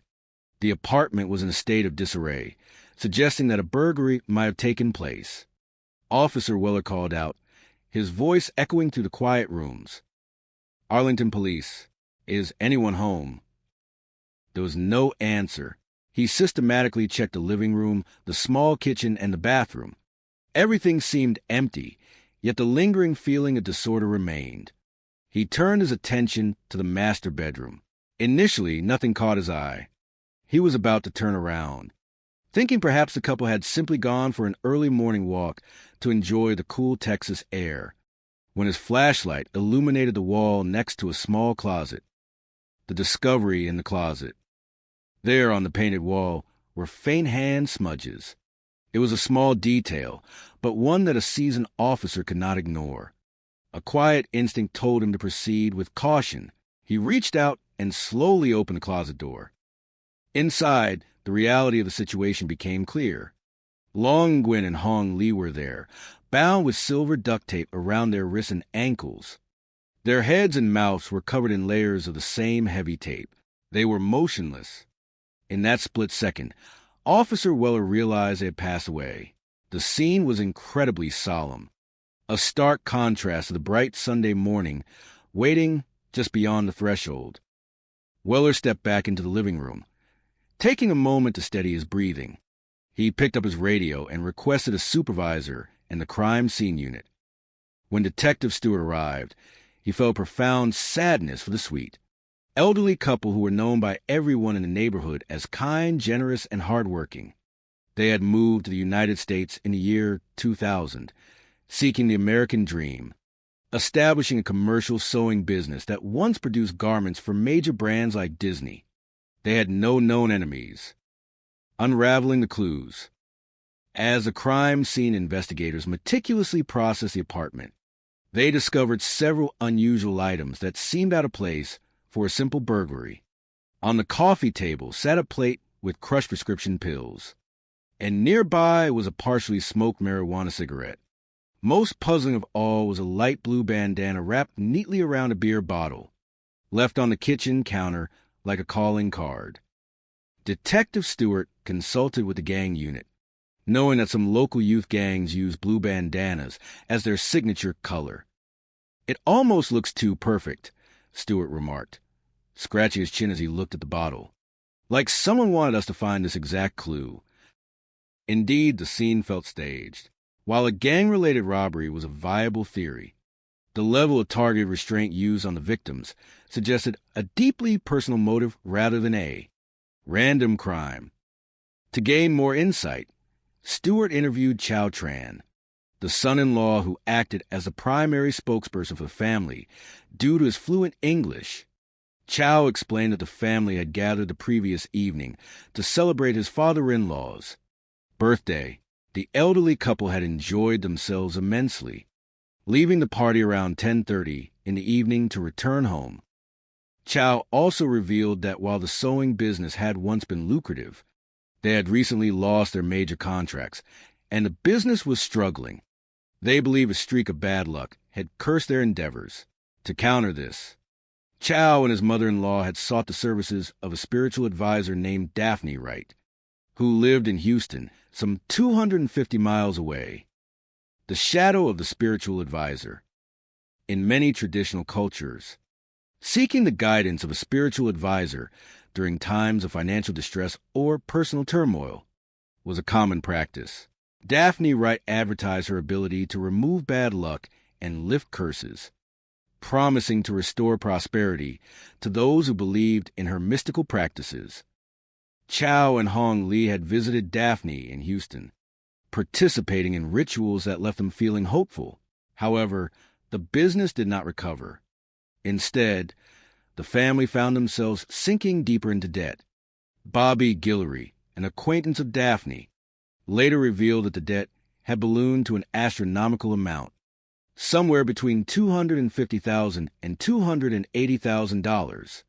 Daphne, it turned out, operated more like a financial lender than a spiritual healer, and she was determined to collect what she believed was owed to her.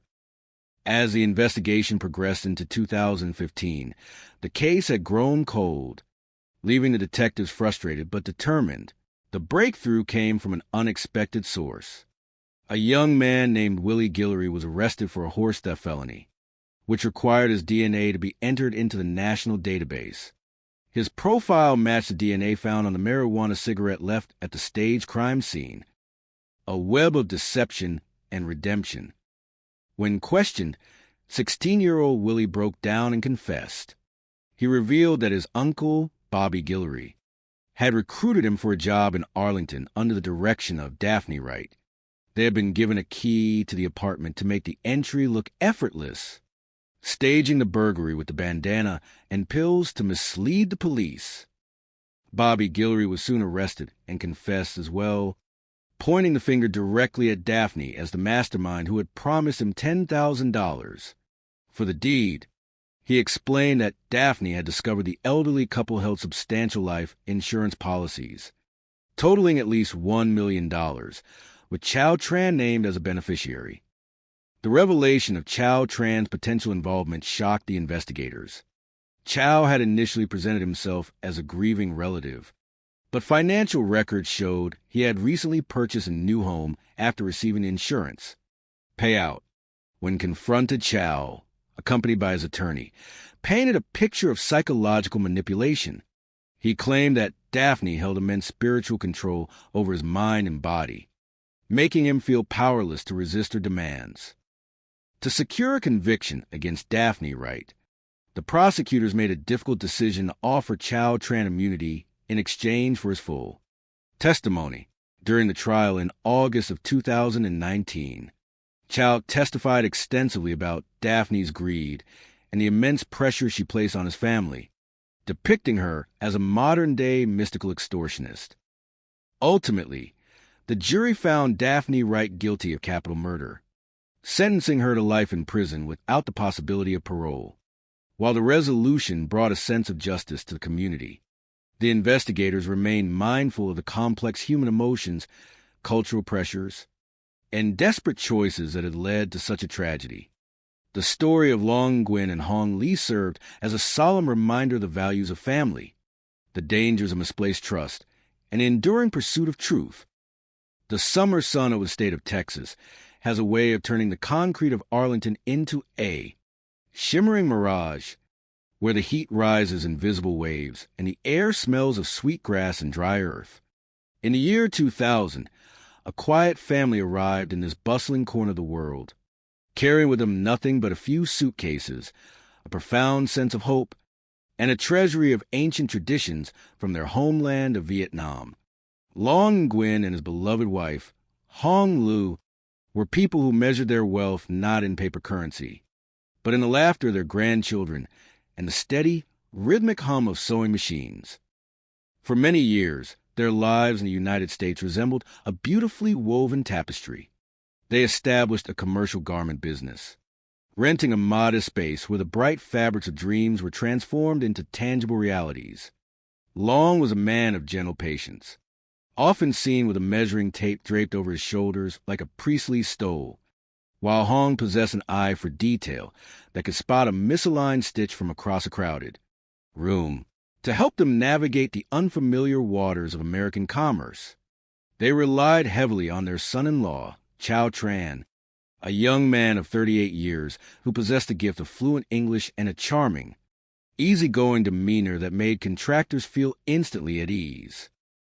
Under Chow's management, the sewing business flourished, They secured prestigious contracts, including a highly lucrative agreement to manufacture garments for a global entertainment giant, bringing a sense of immense pride to the entire immigrant community. In the quiet evenings, the family would gather around the large wooden dining table in their apartment, sharing bowls of fragrant noodle soup and exchanging stories of their daily triumphs. They believed they had captured their own slice of the American dream, a gentle and honest prosperity built on the foundation of hard work and mutual respect. However, the tides of fortune are notoriously fickle. By the year 2011, the grand contract that had sustained their business came to an end, and a shadow of quiet worry began to settle over the household. The sewing machines, once singing with constant activity, now sat silent for hours at a time. Long and Hong, traditionalists at heart, began to wonder if some unseen spiritual disharmony had disrupted their lives.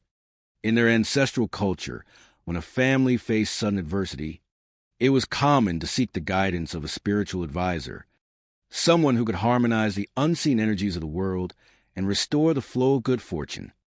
It was during a warm afternoon in the early months of 2011 that Chow Tran, while scanning the pages of a local Vietnamese newspaper, discovered an advertisement for a spiritual healer based in the city of Houston, some 250 miles away. The advertisement promised to lift curses, banish misfortune, and bring abundant luck to those in desperate need. Encouraged by his mother-in-law, who felt a deep, instinctive need to protect her family's legacy, Chow made contact with this mysterious advisor, a woman named Daphne Wright. The journey to Houston was filled with a mixture of anxiety and hope. Daphne Wright, a married mother of 3 daughters, operated her spiritual practice from her suburban home. She was a woman of powerful presence, loud, direct, and commanding, whose household seemed to revolve entirely around her formidable will. When Chow and Hong first met her, they were captivated by her absolute confidence. Daphne performed an elaborate ritual designed to cleanse their business of negative influences, promising that prosperity would soon return to their sewing tables. Yet, as the months passed, the business did not recover. Instead of questioning the efficacy of the rituals, Chow and Hong found themselves caught in a cycle of escalating dependence. Daphne explained that the negative forces surrounding their family were far deeper and more stubborn than she had initially realized, requiring increasingly complex and expensive ceremonies to dismantle. Driven by a profound fear of failure and a deep-seated belief in Daphne's purported spiritual authority, the family began to pay her vast sums of money, often relying on credit extended by the advisor herself. Over the course of a single year, the spiritual debt ballooned to an astronomical sum, somewhere between $250,000 and $280,000. The burden of this debt began to weigh heavily on the family, transforming their once happy home into a place of quiet tension. Unbeknownst to the gentle elders, Long and Hong, a dark plan was beginning to form in the shadows, driven by greed and the cold calculations of those who saw human life as a mere transaction. On the morning of June 10th, 2012, the quiet peace of an Arlington apartment complex was shattered. At 7:29 in the morning, emergency dispatchers received a call from a distressed Chow Tran, requesting a welfare check on his elderly in-laws. Chow explained to the operator that his family had gathered outside the residence, deeply concerned because the window of the apartment was open and there was no response to their repeated knocks. A young patrol officer named Weller was the first to arrive on the scene. Sensing the family's intense anxiety, Weller entered the apartment, searching the rooms one by one. The living room was in complete disarray, presenting the classic signs of a burglary. Drawers were pulled open, compact discs were scattered across the carpet, and furniture was overturned. Weller called out, but his voice was met only with a heavy, suffocating silence. As Weller prepared to leave the bedroom, believing the apartment to be empty, his flashlight caught the faint, chilling sight of hand smudges on the wall, next to a small closet. Summoning his courage, He opened the door, only to make a discovery that would haunt him for the rest of his career. There, inside the confined space, lay the silent forms of Long Nguyen and Hong Lu.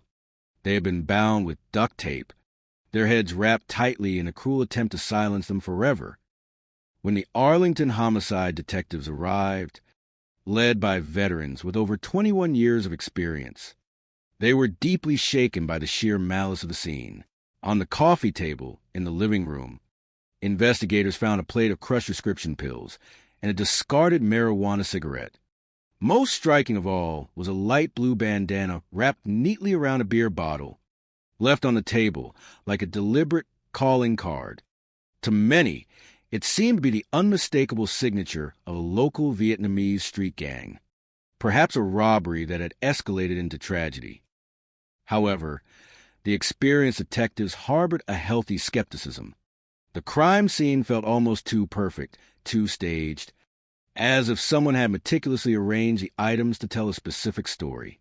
While forensic teams gathered hair fibers, latent fingerprints, and swabs of biological evidence, detectives began the difficult task of interviewing the grieving family.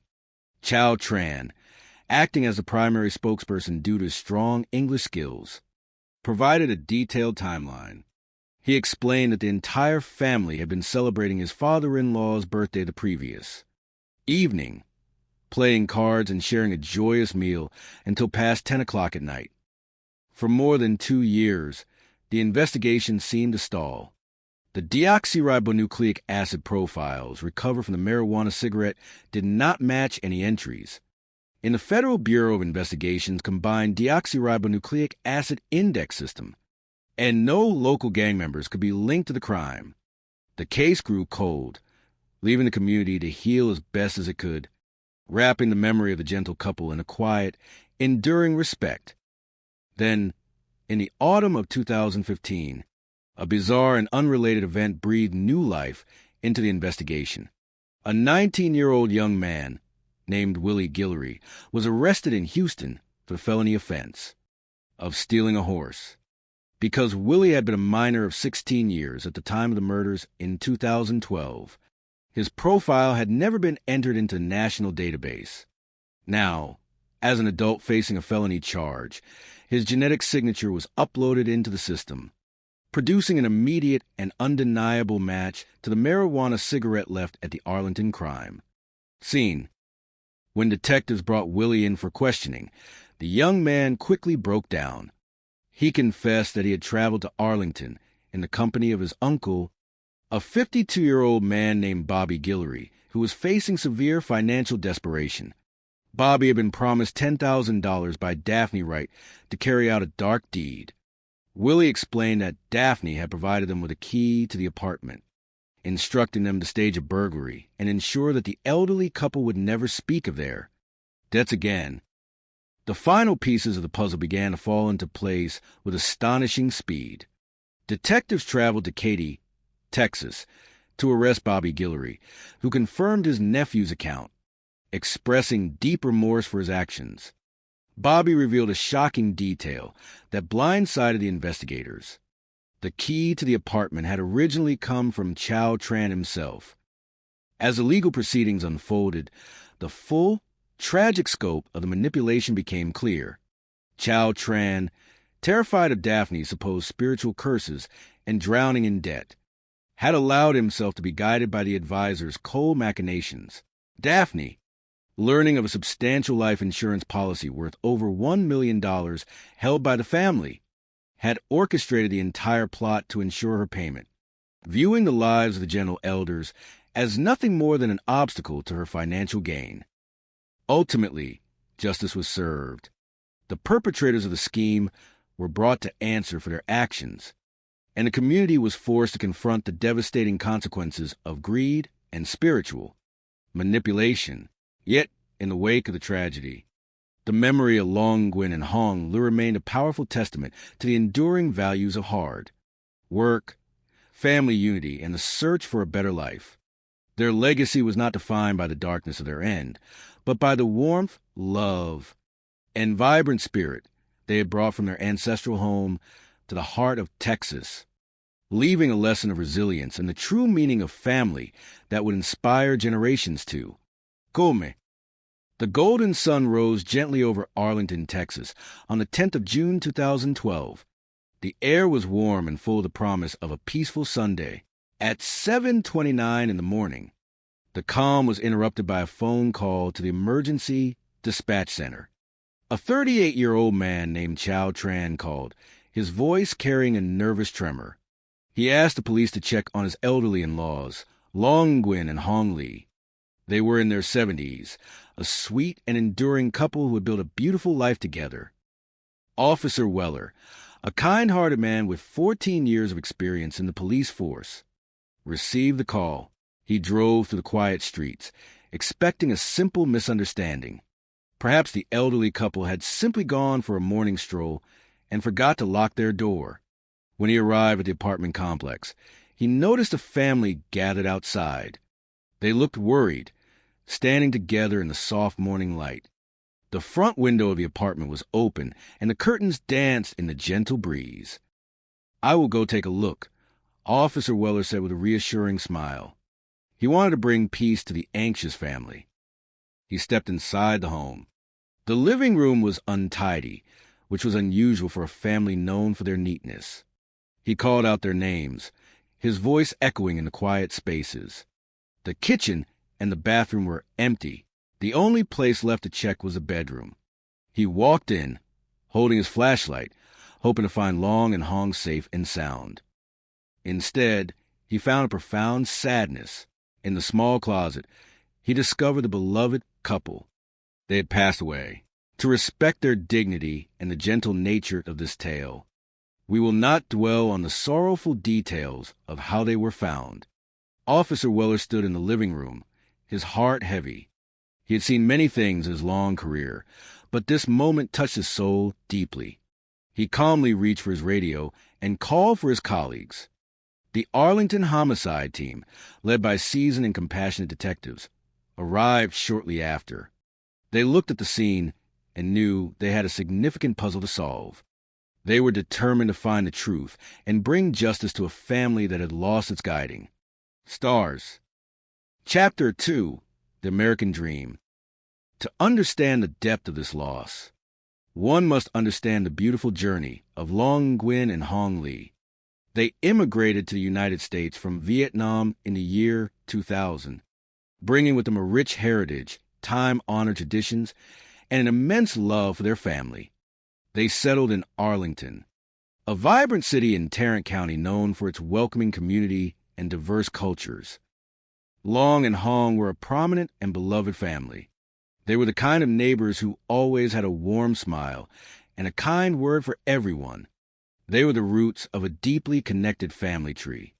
Upon arriving in Texas, they started a commercial sewing business. They worked tirelessly, their hands weaving not just fabric, but a future for their 3 children and their grandchildren. Their son-in-law, Chow, who spoke excellent English, helped them manage the business and communicate with clients. Their hard work blossomed into a magnificent American dream. They secured a wonderful contract to make garments for a massive entertainment company, bringing joy and stability to their home. For nearly a decade, their lives were a testament to the power of dedication and love. However, life is a river with unexpected turns. By the year 2011, their business faced challenges. The major contract ended, and financial worries began to cast a shadow over their bright lives. Seeking hope, they turned to their cultural roots. For thousands of years, many believed in spiritual protectors and guides who could bring good fortune and heal troubled times. Chow and his mother-in-law found an advertisement in a local newspaper. It led them to a woman named Daphne Wright, a spiritual advisor living 250 miles away in Houston. Daphne claimed she could remove bad luck and restore prosperity.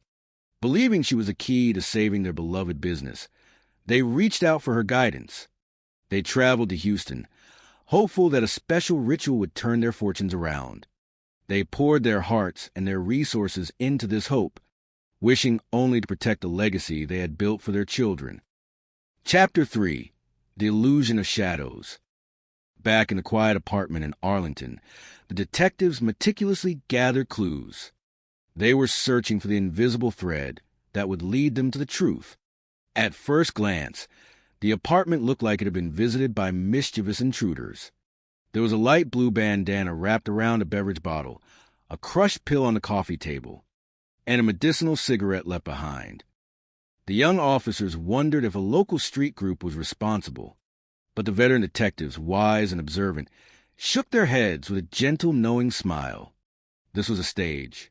The clues were too perfect, too deliberate. The people who did this wanted the police to look in the wrong direction. The detective spoke with Chow Tran. Chow appeared helpful, acting as the spokesperson for the family. He told the police that on the evening of the 9th of June, the family had gathered for a joyful birthday celebration for Long. They ate delicious food, laughed, and played card games until 10 o'clock at night. Chow provided a perfect timeline for everyone. When asked about enemies, Chow insisted that Long and Hong were universally loved. They were sweet, generous, and hard-working. No one could fathom why anyone would wish them harm. The detectives collected evidence, hoping science would shine a